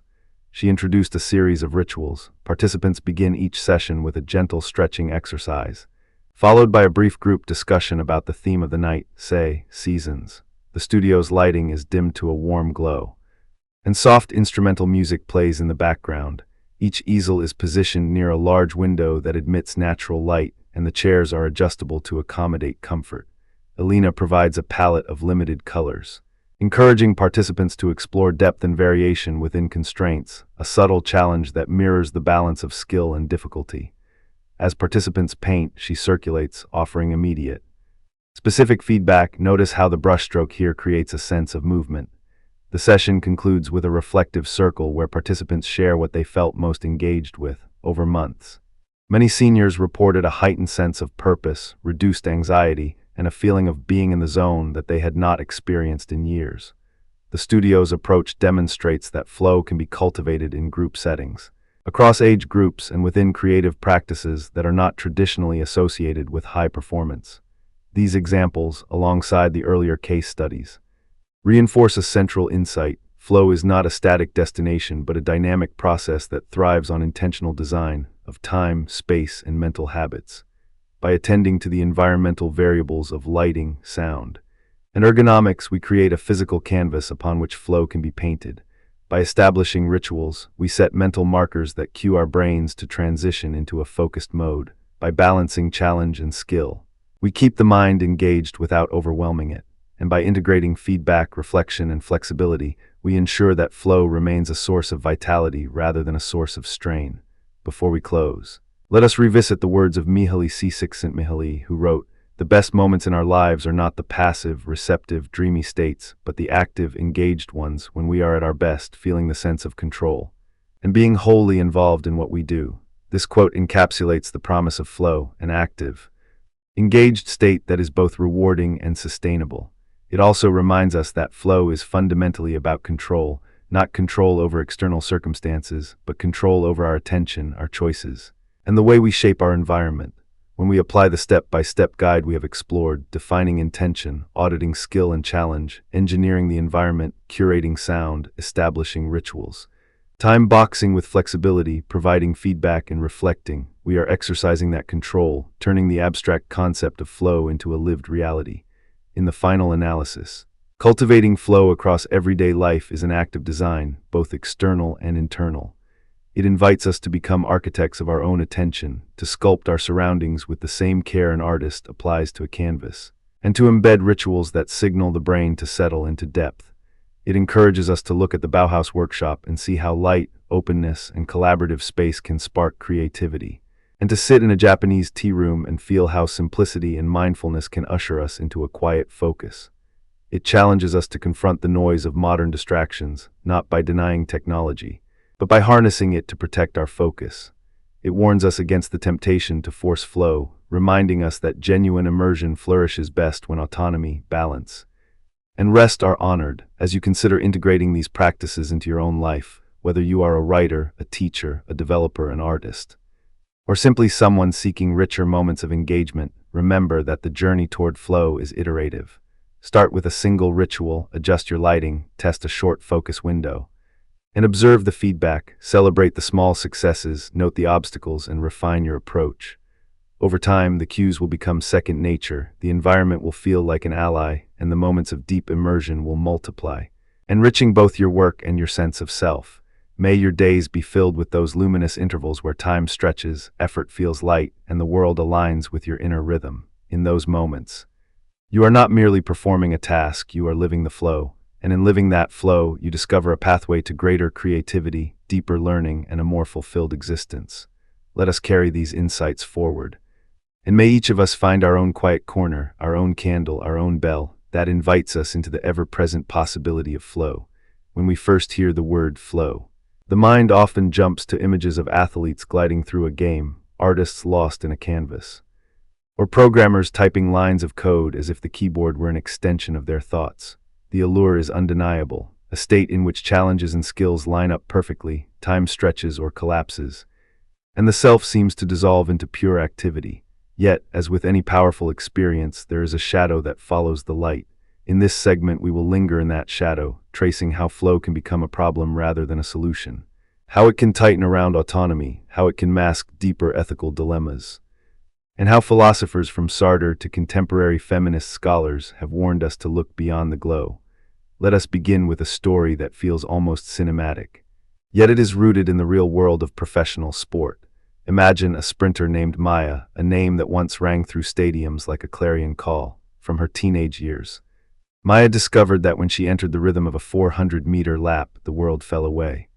The roar of the crowd, the weight of expectation, even the ache in her muscles, all of that faded into a single humming focus. She described it as the river that carries me forward, unimpeded, unstoppable. For years, that river seemed a gift. She broke national records, secured sponsorships, and became a role model for countless young athletes. But the river also began to erode the banks of her life. Training sessions stretched beyond the prescribed regimen, rest days vanished. Maya started to skip meals, to forgo medical checkups, convinced that the flow she inhabited was a sign of invincibility. The very intensity that had propelled her to the podium now demanded a price. In the year she turned 30, A stress fracture in her left femur went undetected until it shattered during a qualifying race. The injury was severe enough to end her competitive career. In the months that followed, Maya struggled not only with physical pain, but with a profound sense of loss. She confessed to a sports psychologist that she felt as if a part of her identity had been stripped away, leaving behind a hollow echo of the flow that once defined her. "I was so caught up in the moment," she said, "that I never asked why I was chasing that moment." Maya's story is not an isolated anecdote. It is a pattern that emerges whenever the pursuit of flow becomes an end in itself, rather than a means to a broader purpose. The psychological literature on addiction to high-intensity activities notes a phenomenon called flow addiction, where individuals develop a compulsive need to re-enter that optimal state, often at the expense of health, relationships, and long-term goals. The term itself hints at a paradox. Flow, originally described by Mihaly Csikszentmihalyi as a pathway to fulfillment, can become a trap that narrows the horizon of what a person deems meaningful. Consider another, very different modern illustration: a software engineer named Alex, known among his peers for his uncanny ability to solve complex algorithmic puzzles. One winter, his company announced a critical product launch with a deadline that seemed, to many, impossible. Alex, eager to prove his worth, declared that he would work non-stop until the code was ready. He set up a small, dimly lit room, ordered a mountain of energy drinks, and began a marathon that stretched for 72 hours. In the first 24 hours, Alex reported that he was in a state of flow so deep that he could anticipate bugs before they manifested, that his mind seemed to predict the next line of code before his fingers even touched the keyboard.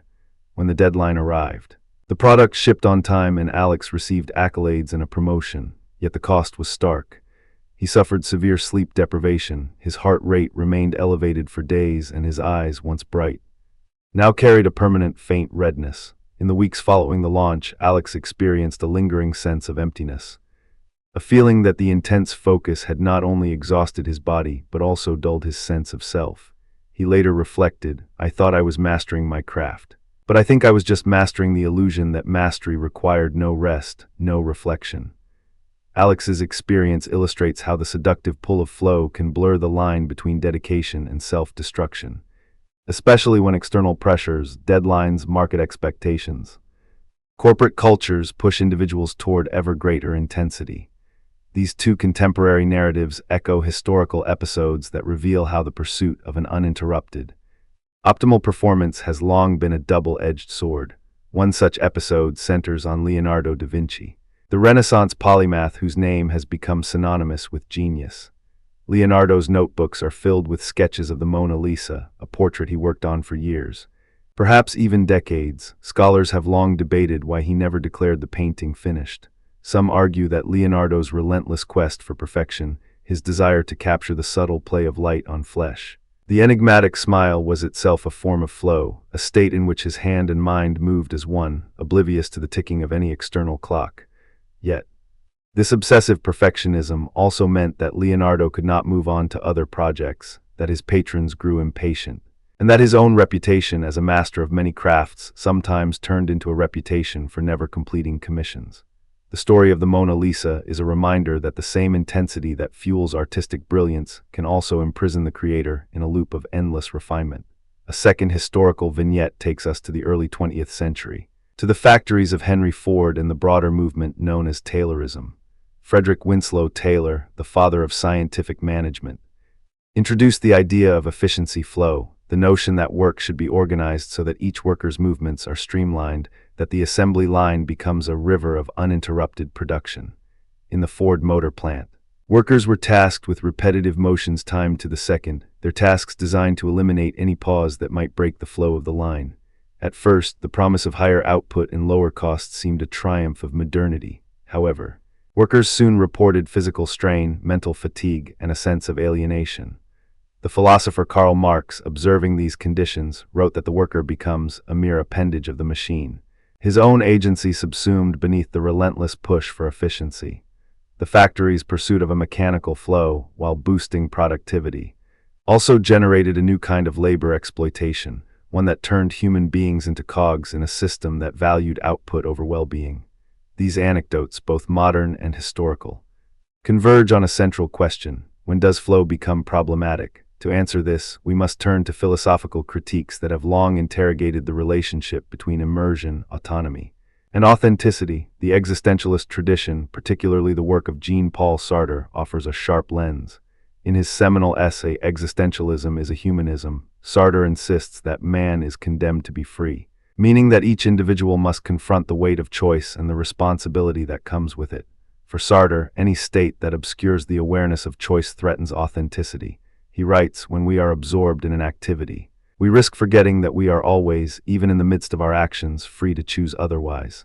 In the context of flow, this raises a profound objection. The very immersion that feels liberating may be a mask that hides the fact that we are still making choices that might be constrained by external pressures, by internal compulsions, or by institutional demands. If flow seduces us into believing we are just being rather than choosing, we may surrender a crucial component of our freedom without even realizing it. Feminist scholars extend this critique by foregrounding the social structures that shape who can access flow and under what conditions. In her influential essay, The Ethics of Care, Carol Gilligan does not address flow directly, but her emphasis on relational responsibility invites us to question narratives that celebrate solitary immersion. More directly, the cultural theorist Bell Hooks, in feminist theory From Margin to Center, argues that dominant narratives of self-actualization often ignore systemic barriers that limit the possibility of uninterrupted focus for marginalized groups. She writes, when the story of personal fulfillment is told as if it were a universal path, it silences the lived reality of those whose daily lives are fragmented by caretaking, discrimination, and economic precarity. In other words, the flow narrative, find your passion, lose yourself in it, can become a form of ideological oppression, implying that failure to achieve such immersion is a personal shortcoming rather than a consequence of structural inequality. For many women, people of color, and low-income workers, the very conditions necessary for flow, stable environment, adequate resources, freedom from constant interruption are often denied. Thus, the celebration of flow without critical context risks reinforcing a privileged ideal that excludes those whose lives are already fragmented. These philosophical objections are not merely abstract, they intersect with concrete ethical concerns in high-stakes professions. Consider the world of aviation. Pilots undergo rigorous training to enter a state of flow during critical phases of flight, takeoff, navigation through turbulence, landing. The benefits are clear: heightened situational awareness, rapid decision-making, reduced error rates. Yet the same immersion can become dangerous if it leads to tunnel vision, where peripheral cues are ignored. In 1995, the crash of American Eagle Flight 4184 was partially attributed to the captain's deep focus on instrument readings, which caused him to miss early signs of wing icing. The National Transportation Safety Board noted that while flow can enhance performance, it must be balanced with deliberate checks, a practice known as cross-checking that forces the pilot out of the immersive loop at regular intervals. The ethical dilemma is stark. How do we train professionals to harness flow without allowing it to eclipse the need for reflective pause? A parallel dilemma emerges in the military. Soldiers in combat are often encouraged to achieve a state of combat flow, where reflexes become automatic and the chaos of battle recedes into a rhythmic pattern of action.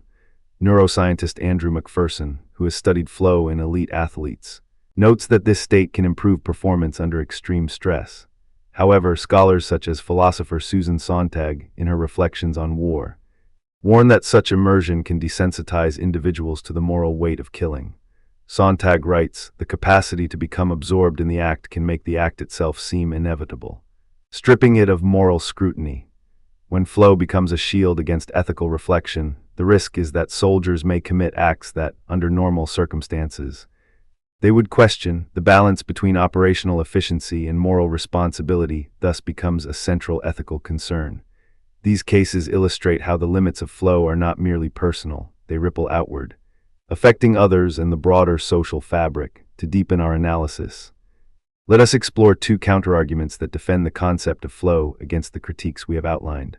The first defense comes from within the original framework of flow theory. Csikszentmihalyi himself emphasized that flow is most beneficial when it aligns with personal values and long-term goals. He argued that the problem is not flow per se, but the misuse of it. When individuals pursue flow in activities that are misaligned with their deeper aspirations, they experience a hollow satisfaction that quickly erodes. In this view, The athlete's obsessive training or the programmer's marathon become pathological not because they are flow experiences, but because they are pursued without reflective integration into a larger life narrative. The remedy, then, is not to reject flow, but to cultivate self-concordant flow, where the activity resonates with one's authentic self, and where periodic reflection ensures that immersion does not become a substitute for meaning.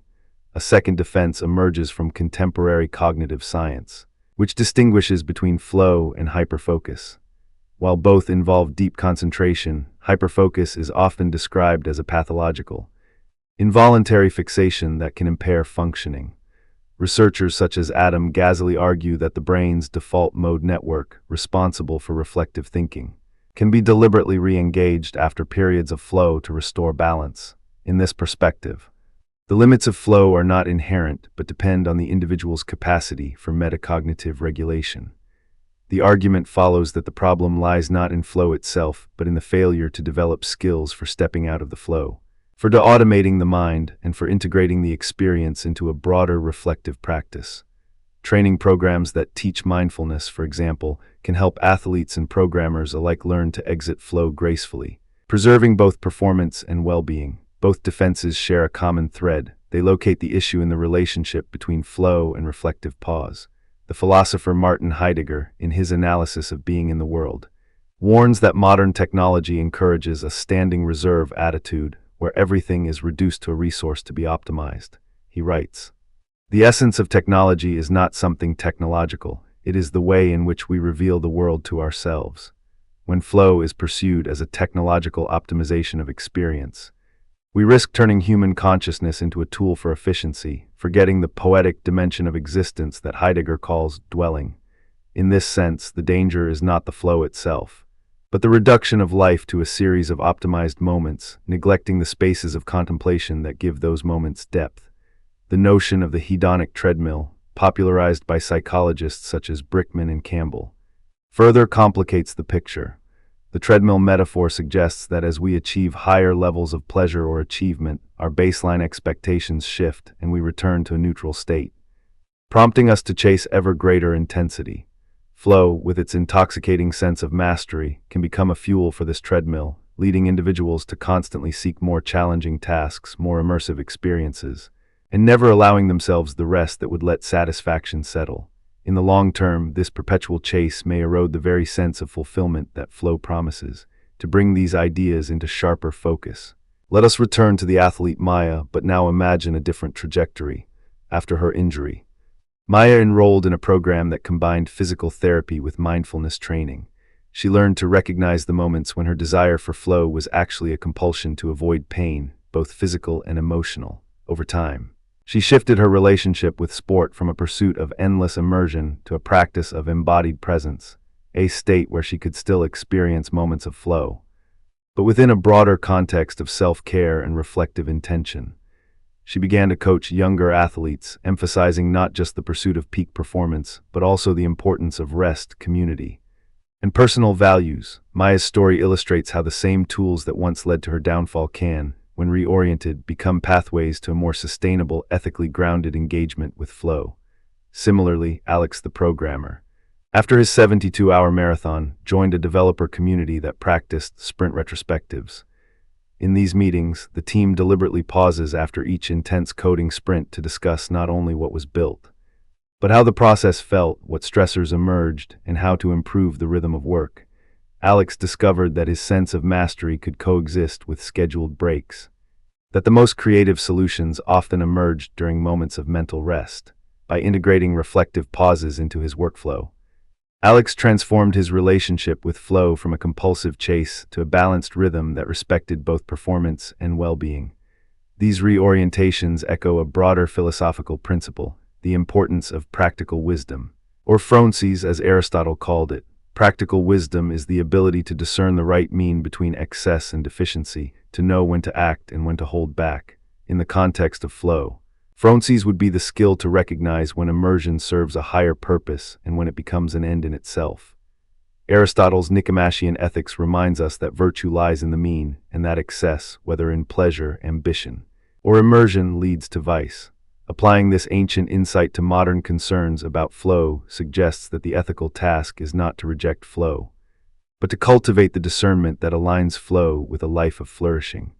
Let us now examine the ethical landscape of flow in the realm of high-stakes environments, where the stakes are not merely personal but societal. In aviation, the concept of crew resource management, CRM, was introduced precisely to counteract the dangers of uncritical immersion. CRM trains pilots to communicate openly, to challenge assumptions, and to break the flow when necessary to reassess a situation. The underlying philosophy is that safety emerges not from flawless individual performance, but from collective vigilance that includes purposeful interruptions. This approach resonates with the feminist critique that emphasizes relational interdependence over solitary mastery by embedding structured pauses into the workflow. CRM acknowledges that flow, while powerful, must be tempered by collaborative reflection. In military contexts, the doctrine of mission command offers a parallel. Mission command empowers subordinate officers to act autonomously within the commander's intent, but it also requires constant after-action reviews, where soldiers debrief, reflect, and integrate lessons learned. The doctrine recognizes that the heat of combat can induce a flow state that suppresses moral deliberation, and it therefore institutionalizes reflective practices to ensure that ethical considerations are not permanently eclipsed. This balance between flow and reflection mirrors the ancient Stoic practice of prosach, the continual attention to one's thoughts and actions, a mental habit that keeps the soul anchored even amid intense activity. These institutional safeguards illustrate that the problem is not flow itself, but the absence of mechanisms that ensure flow does not become a blind spot.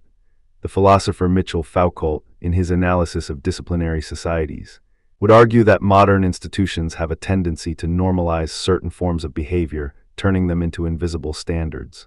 The flow narrative, when institutionalized, can become a normative expectation. You must be in the zone to succeed. That marginalizes those who, for various reasons, cannot or do not wish to conform. Foucault's concept of technologies of the self invites us to consider how individuals internalize these expectations, shaping their own subjectivity around the ideal of constant immersion. Recognizing this dynamic is essential for any ethical appraisal of flow. Returning to the early 20th century factory, we can see how the drive for efficiency flow was later critiqued by the human relations movement. Elton Mayo's Hawthorne studies revealed that workers were not merely cogs, they responded to social factors, to recognition, to a sense of belonging. The shift from pure mechanistic flow to a more human-centered approach underscores a broader lesson, that any system that privileges uninterrupted productivity over human needs inevitably breeds resistance, burnout, or loss of meaning. The historical pivot from Taylorist flow to a more balanced human relations model serves as a cautionary tale for contemporary workplaces that glorify hustle culture and continuous engagement. In light of these diverse perspectives, what practical guidance can we extract for individuals and institutions seeking to harness flow without falling into its pitfalls? First, cultivate self-awareness. Regular check-ins, whether through journaling, meditation, or conversation, allow the practitioner to notice when immersion is serving a deeper purpose versus when it is masking avoidance. Second, embed structural pauses. In sports, this might mean scheduled recovery days. In software development, it could be sprint retrospectives. In aviation, it could be mandatory cross-checks.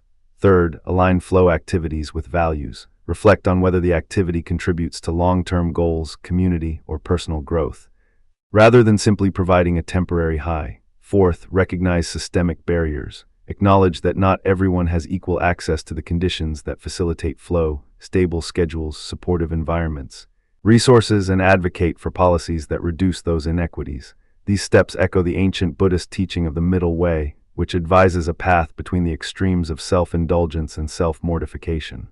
Flow, when practiced mindfully, can become a manifestation of the middle way, a state of deep engagement that does not disregard the body, the mind, or the ethical context. The Buddhist principle of right effort further clarifies that effort should be purposeful, not forceful, and that it should be balanced with compassion for oneself. By integrating such timeless wisdom with contemporary research, we can reframe flow as a tool for flourishing rather than a trap for the unreflective. To close this exploration, let us revisit the words of the existentialist philosopher Simone de Beauvoir, who, in The Ethics of Ambiguity, reminds us that freedom is not a state but an ongoing act. freedom, in her view, requires constant vigilance, a refusal to settle into comfortable complacency. If flow lulls us into a temporary suspension of self-scrutiny, we must actively choose to re-engage with the world, to question, to act responsibly. Likewise, the feminist scholar Bell Hooks urges us to reimagine a world where love and justice are the guiding forces of our lives. In this reimagining, flow is not discarded, but integrated into a life where love for oneself and others, and a commitment to justice, shape the moments we choose to become absorbed. Thus, the dark side of flow is not an inevitable destiny, but a contingent outcome of how we relate to immersion, to choice, and to the structures that shape our possibilities. By listening to the critiques of existentialists, feminist scholars, and critical theorists, and by learning from historical anecdotes of both triumph and tragedy, we can navigate a path that honors the gifts of flow while guarding against its excesses.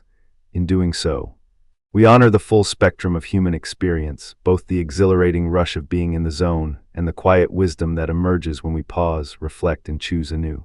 The balance we seek is not a static equilibrium, but a dynamic dance, a rhythm that allows us to dive deep when the moment calls and to surface gently when the tide of immersion begins to obscure the shore of authentic choice.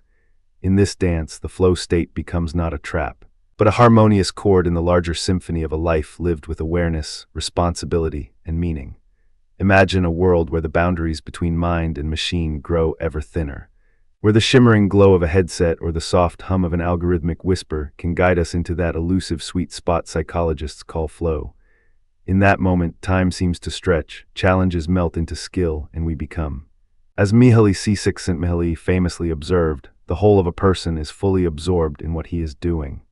Yet as we stand on the cusp of technologies that promise to engineer that state with surgical precision, we are compelled to ask, what does it mean to feel, to create, to be fully present when the very conditions of our immersion are curated by code? The story begins decades ago, in a modest laboratory where a handful of pioneers first turned the human body into a feedback loop.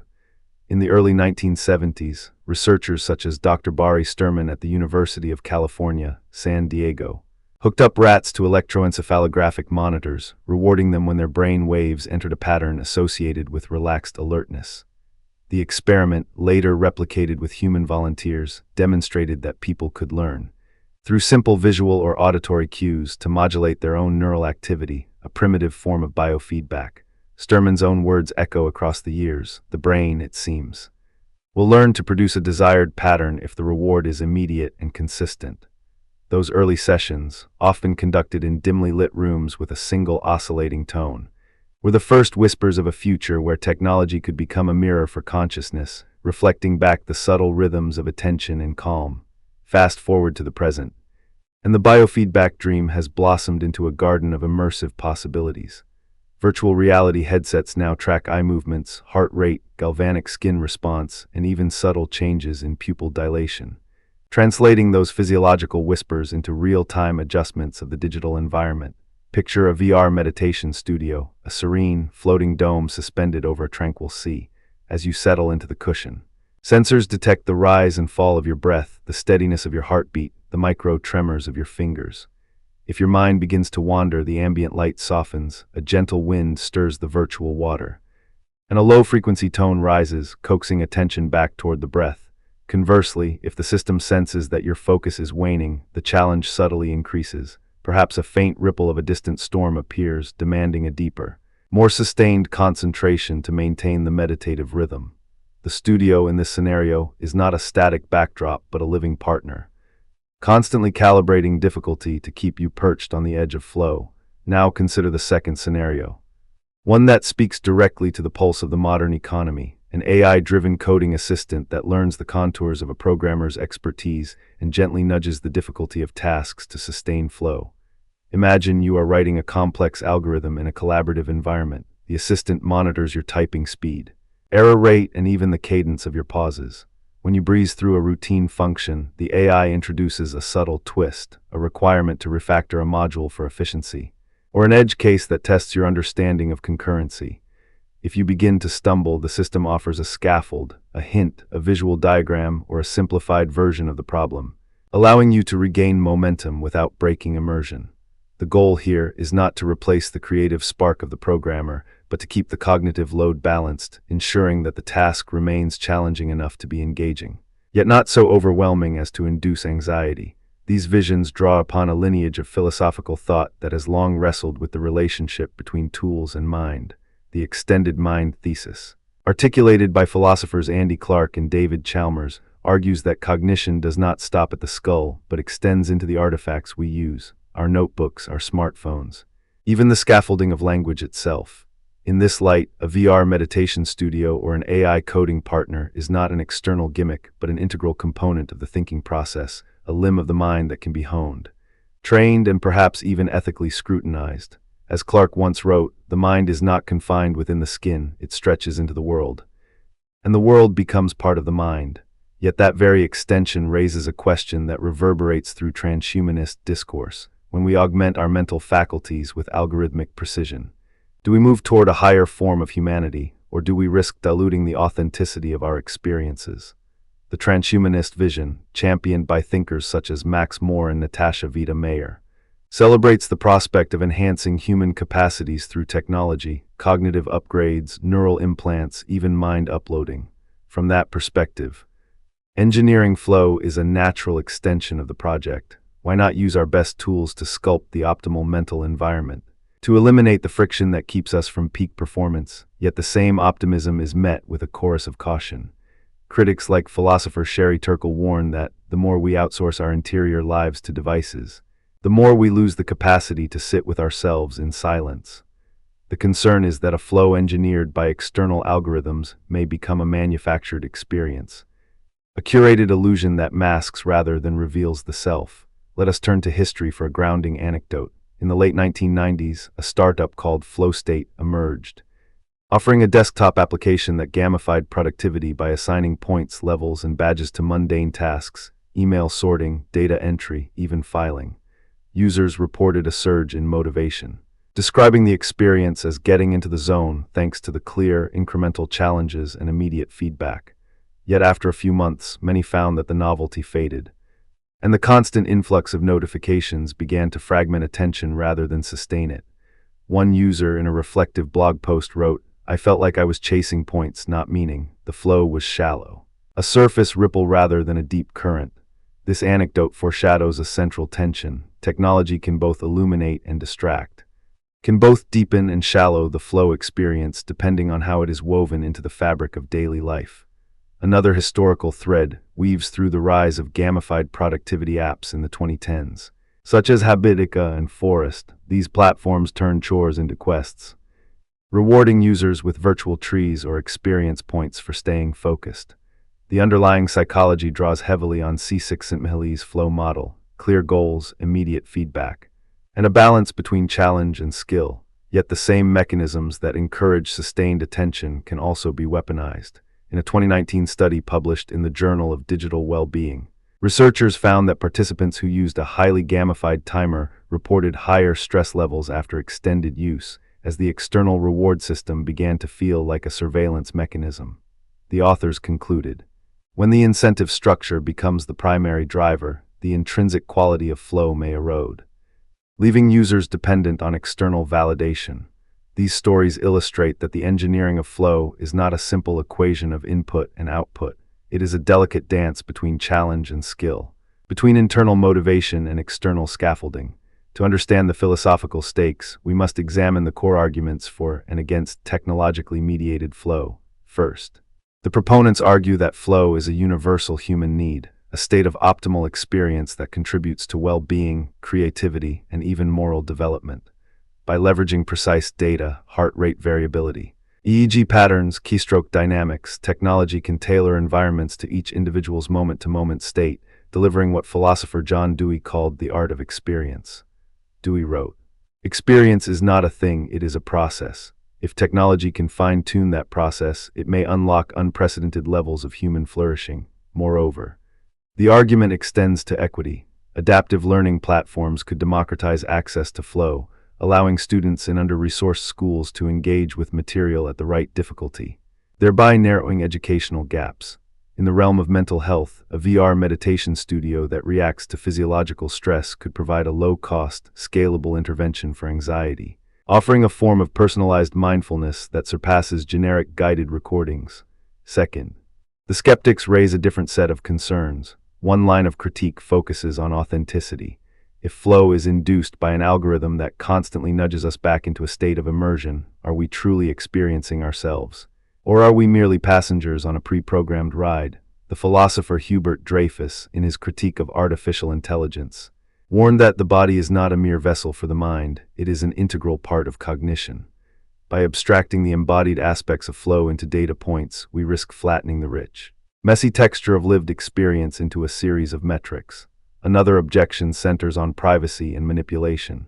To adjust challenge in real time, a system must continuously monitor biometric data, location, perhaps even emotional valence. Who holds that data? How might it be used beyond the intended therapeutic or productivity purpose? A 2022 report from the Electronic Frontier Foundation highlighted cases where wellness apps sold aggregated stress data to insurers, raising alarm about the commodification of inner states. A third counterargument, often voiced by scholars of digital well-being, is that the very act of fragmenting attention through constant notifications, updates, and algorithmic prompts may undermine the capacity for deep focus altogether. Nicholas Carr, in The Shallows, argued that the internet reshapes our neural pathways, making sustained concentration harder to achieve. If we rely on technology to shepherd us into flow, we may be building a crutch that erodes the muscle we are trying to strengthen. In this view, the solution is not more sophisticated flow engineering, but a disciplined retreat from the digital barrage, a practice of digital minimalism that cultivates flow organically, without the interference of external scaffolding. Balancing these perspectives requires us to look at concrete, real-world applications that already exist, and to imagine how they might evolve. Consider the use of neurofeedback headsets in professional esports. Teams now employ devices that track alpha and theta brainwave activity, providing players with visual cues when they enter a relaxed yet alert state, a hallmark of flow. Coaches analyze this data to adjust training regimens, aiming to replicate the optimal mental state across matches. While the performance gains are measurable, the ethical debate remains. Does the constant monitoring create pressure to maintain a certain brain state, turning flow into a performance metric rather than a personal experience? Similarly, in the field of creative writing, platforms like WriteFlow integrate AI that suggests plot twists or stylistic variations based on the writer's current pace and sentiment analysis. The system offers a gentle nudge when the narrative stalls, and steps back when the writer's voice feels authentic. Some authors report a heightened sense of immersion, describing the AI as a silent co-author that keeps the story moving without dictating its direction. Others, however, feel that the presence of an algorithmic partner subtly shapes their voice, leading to a homogenization of style that mirrors the training data of the model. As the writer's own words become entangled with the machine's suggestions, the line between self-generated flow and assisted flow blurs. These examples illustrate the spectrum of possibilities, from augmentation to intrusion. To navigate this terrain, we can draw analogies that make the abstract more tangible. Think of flow as a river, ever moving, carving its own path through the landscape of consciousness. Traditional practice, meditation, sport. Art acts like a seasoned guide who knows where the currents are swift and where the waters are calm, allowing the traveler to ride the flow naturally. Technology, in this metaphor, is a set of adjustable dams and channels that can be raised or lowered to direct the water where we desire. The dams can prevent floods of distraction, creating a safe passage for the traveler, but they can also restrict the river's natural meandering, preventing unexpected eddies that might lead to new discoveries. The question becomes, do we trust the engineer to set the dams wisely, or do we let the river find its own course? Returning to the philosophical foundations, we encounter the ancient concept of eudaimonia, the flourishing life that Aristotle described as the ultimate human good. Aristotle emphasized the importance of phronsis, practical wisdom, as the ability to navigate the complexities of life with virtue. If flow is a component of eudaimonia, a state where we exercise our capacities fully, then engineering flow could be seen as a modern articulation of the Aristotelian project to create conditions where virtue can be practiced. Yet Aristotle also warned against excess and deficiency, urging a golden mean. An artificially sustained flow might tip the balance toward excess, turning a virtue into a vice of constant performance. The modern philosopher Robert Nozick, in his Experience Machine thought experiment, asked us to imagine a device that could give us any pleasurable experience we desire, indistinguishable from reality. He argued that most people would refuse to plug in because we value authenticity, connection, and the reality of our actions. The question that technology poses today is eerily similar. If we can be placed into a state of flow by an algorithm, will we accept it? Or will we balk at the loss of agency? The answer may lie in how we frame the technology, not as a replacement for personal effort, but as a partner that respects the user's autonomy, offering choices rather than imposing a predetermined path. In the realm of transhumanism, the notion of mind uploading suggests a future where consciousness itself could be transferred to a substrate free of biological constraints. If we can simulate the conditions that give rise to flow in a digital environment, perhaps we could design entire virtual worlds optimized for continuous immersion, where boredom is eliminated, and every activity is calibrated to keep the mind in a state of optimal arousal. This vision is both exhilarating and unsettling. On one hand, it promises a post-scarcity existence where human potential is fully realized. On the other, it raises profound ethical dilemmas. Would a life lived entirely in engineered flow be a life at all? Would the cessation of struggle, of the occasional frustration that fuels growth, render existence stagnant? Let us revisit the early biofeedback experiments, not merely as a historical footnote, but as a lens through which we can see the continuity of this quest. In 1975, a psychologist named Dr. John Gruzelier conducted a series of studies in which participants learned to control their own alpha brainwaves through auditory feedback. He reported that subjects could enter a relaxed, focused state at will, and that this ability correlated with improved performance on memory tasks. Gruzelier's work was celebrated as a breakthrough, yet it also sparked debate about the mind-body split that dominated Western thought. Critics argued that reducing consciousness to wave patterns risked a reductionist view that ignored the lived, phenomenological aspect of experience. This tension persists today, as we gather ever more granular data about neural activity. We must guard against the temptation to equate the map with the territory. The rise of gamified productivity apps, such as the aforementioned Forest, provides a contemporary parallel. Users plan a virtual tree that grows as they avoid checking their phone. A simple yet powerful visual cue that encourages sustained focus. The app's success hinges on the psychological principle of delayed gratification, reinforcing the user's ability to stay in flow. Yet the same mechanism can become a source of anxiety when the virtual tree wilts, prompting users to feel guilty for breaking concentration. The lesson here is that any system designed to sustain flow must balance reinforcement with compassion, ensuring that the user's sense of self remains intact even when the flow is disrupted. In considering these anecdotes, we can extract a set of guiding principles for the ethical design of flow engineering technology. First, transparency. Users should know exactly what data is collected, how it is processed, and for what purpose. Second, agency. The system should offer adjustable levels of intervention, allowing individuals to opt in or out of real-time adjustments. Third, privacy by design. Biometric data must be encrypted, stored locally when possible, and never sold to third parties without explicit consent.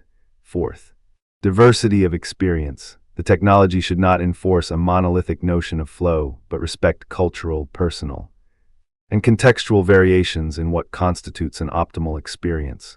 Let us now imagine the VR meditation studio in vivid detail to see how these principles might play out. You step into a dimly lit room.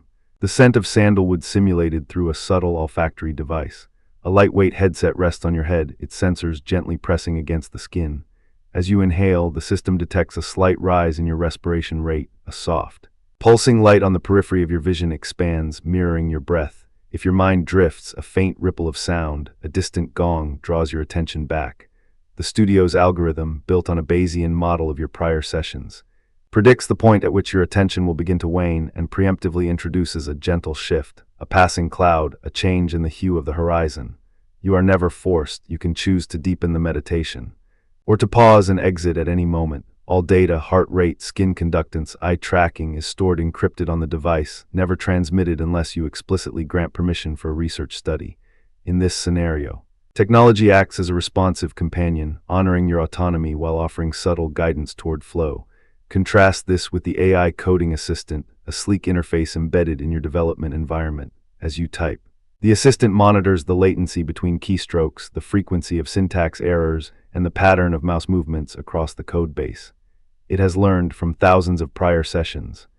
The sweet spot where a programmer feels challenged but not overwhelmed, when you finish a function without errors for several minutes. The assistant suggests a new task, a refactoring challenge that introduces a design pattern you have yet to master. If you begin to hesitate, the assistant offers a hint, perhaps a visual representation of the data flow, or a link to a concise tutorial. Importantly, you retain full control. A simple toggle can silence the suggestions, and a privacy setting ensures that none of your code or keystroke data leaves your local machine. Here, the AI respects the principle of agency, acting as a mentor rather than a manager. Both scenarios illustrate the potential for technology to act as an extension of the mind, in line with the extended mind thesis, yet they also foreground the ethical stakes. If the VR studio were to share your biometric data with advertisers, the serene sanctuary could become a marketable asset, turning your inner calm into a commodity. If the coding assistant were to feed your error patterns into a corporate performance dashboard, you might find yourself under surveillance, your flow state transformed into a metric for productivity quotas. These possibilities underscore why the discourse around technologically induced flow cannot remain purely technical. It must engage with philosophy, law, and the lived realities of users. In the broader cultural conversation, we see a growing movement toward digital well-being. Initiatives like Screen Time on Smartphones or the Time Well Spent Manifesto advocate for design choices that prioritize human flourishing over endless engagement. The philosopher Tristan Harris, a former design ethicist at a major tech firm, argues that technology should be a tool that serves us, not a master that enslaves us. This ethos aligns with the idea that flow, when engineered responsibly, should enhance autonomy, not diminish it. By embedding well-being metrics into the core of product design, such as limiting the frequency of push notifications during periods of detected flow, we can create ecosystems where technology and human experience co-evolve harmoniously. Nevertheless, the skeptics remain vigilant. Some scholars warn that the commodification of consciousness, selling curated flow experiences as premium services, could exacerbate social inequities. If only those who can afford high-end VR rigs or AI assistants can access optimized flow, the gap between the enhanced and the unenhanced may widen, echoing concerns raised by transhumanist critics about a new class divide based on cognitive augmentation. Moreover, the fragmentation of attention, a hallmark of the modern digital age, may be amplified if we rely on multiple, overlapping flow-inducing systems. Imagine a day where you transition from a VR meditation session to an AI-guided coding sprint, then to a gamified fitness app, each adjusting its challenge in real time. The mind might become a patchwork of micro-flows, never settling into a sustained, meaningful engagement with any single activity. To navigate this terrain, we can draw on the wisdom of earlier philosophers who grappled with the interplay of technology and human nature. Martin Heidegger warned of the standing reserve, Bestand, the tendency to view tools as mere resources to be optimized, thereby obscuring their deeper significance. In his essay, The Question Concerning Technology, he urged us to let the truth of being happen. Applied to flow, this suggests that while we may harness technology to facilitate immersion, we must also remain open to moments when flow arises spontaneously, without external prompting, a reminder that the essence of experience cannot be fully captured by algorithms. Similarly, the Buddhist tradition offers a counterpoint that emphasizes non-attachment to states, even those as pleasant as flow. The teaching that all conditioned phenomena are impermanent invites us to appreciate flow as a fleeting river rather than a permanent destination. In this view, technology can serve as a raft that helps us navigate the river, but it should not become the river itself. By integrating these philosophical perspectives, we can cultivate a balanced approach that honors both the potential of engineered flow and the mystery of its spontaneous emergence. Let us now explore concrete steps that creators, policymakers, and users can take to ensure that the future of flow remains a human-centered endeavor. For designers, adopting a human-in-the-loop methodology, where algorithms are continuously validated against user feedback, can prevent runaway optimization that disregards subjective experience. For regulators, establishing standards for biometric data handling, akin to the GDPR's provisions for health data, can safeguard privacy. For educators, incorporating reflective practices, journaling after a flow session, Discussing the felt quality of immersion can help learners differentiate between authentic engagement and algorithmically induced compliance.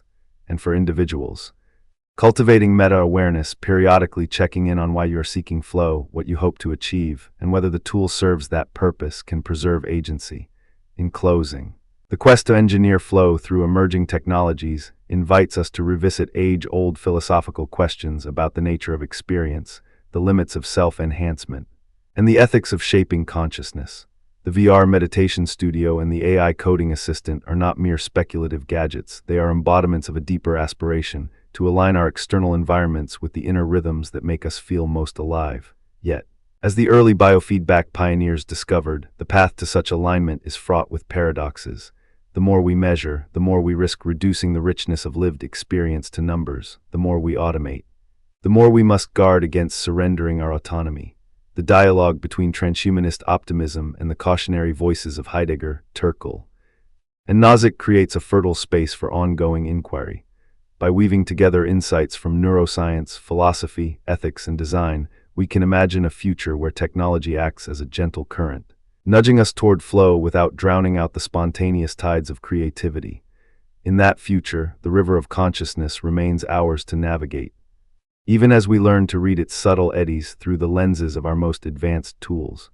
And perhaps, in the quiet moments after a VR session or a successful coding sprint, we will hear the echo of Csikszentmihalyi's own words: the best moments in our lives are not the passive, receptive, relaxing times, but the active, creative moments when we are fully engaged in a task that stretches us just enough to keep us alive and interested. May our technologies honor that balance, guiding us toward deeper engagement while preserving the authenticity that makes each flow moment truly ours.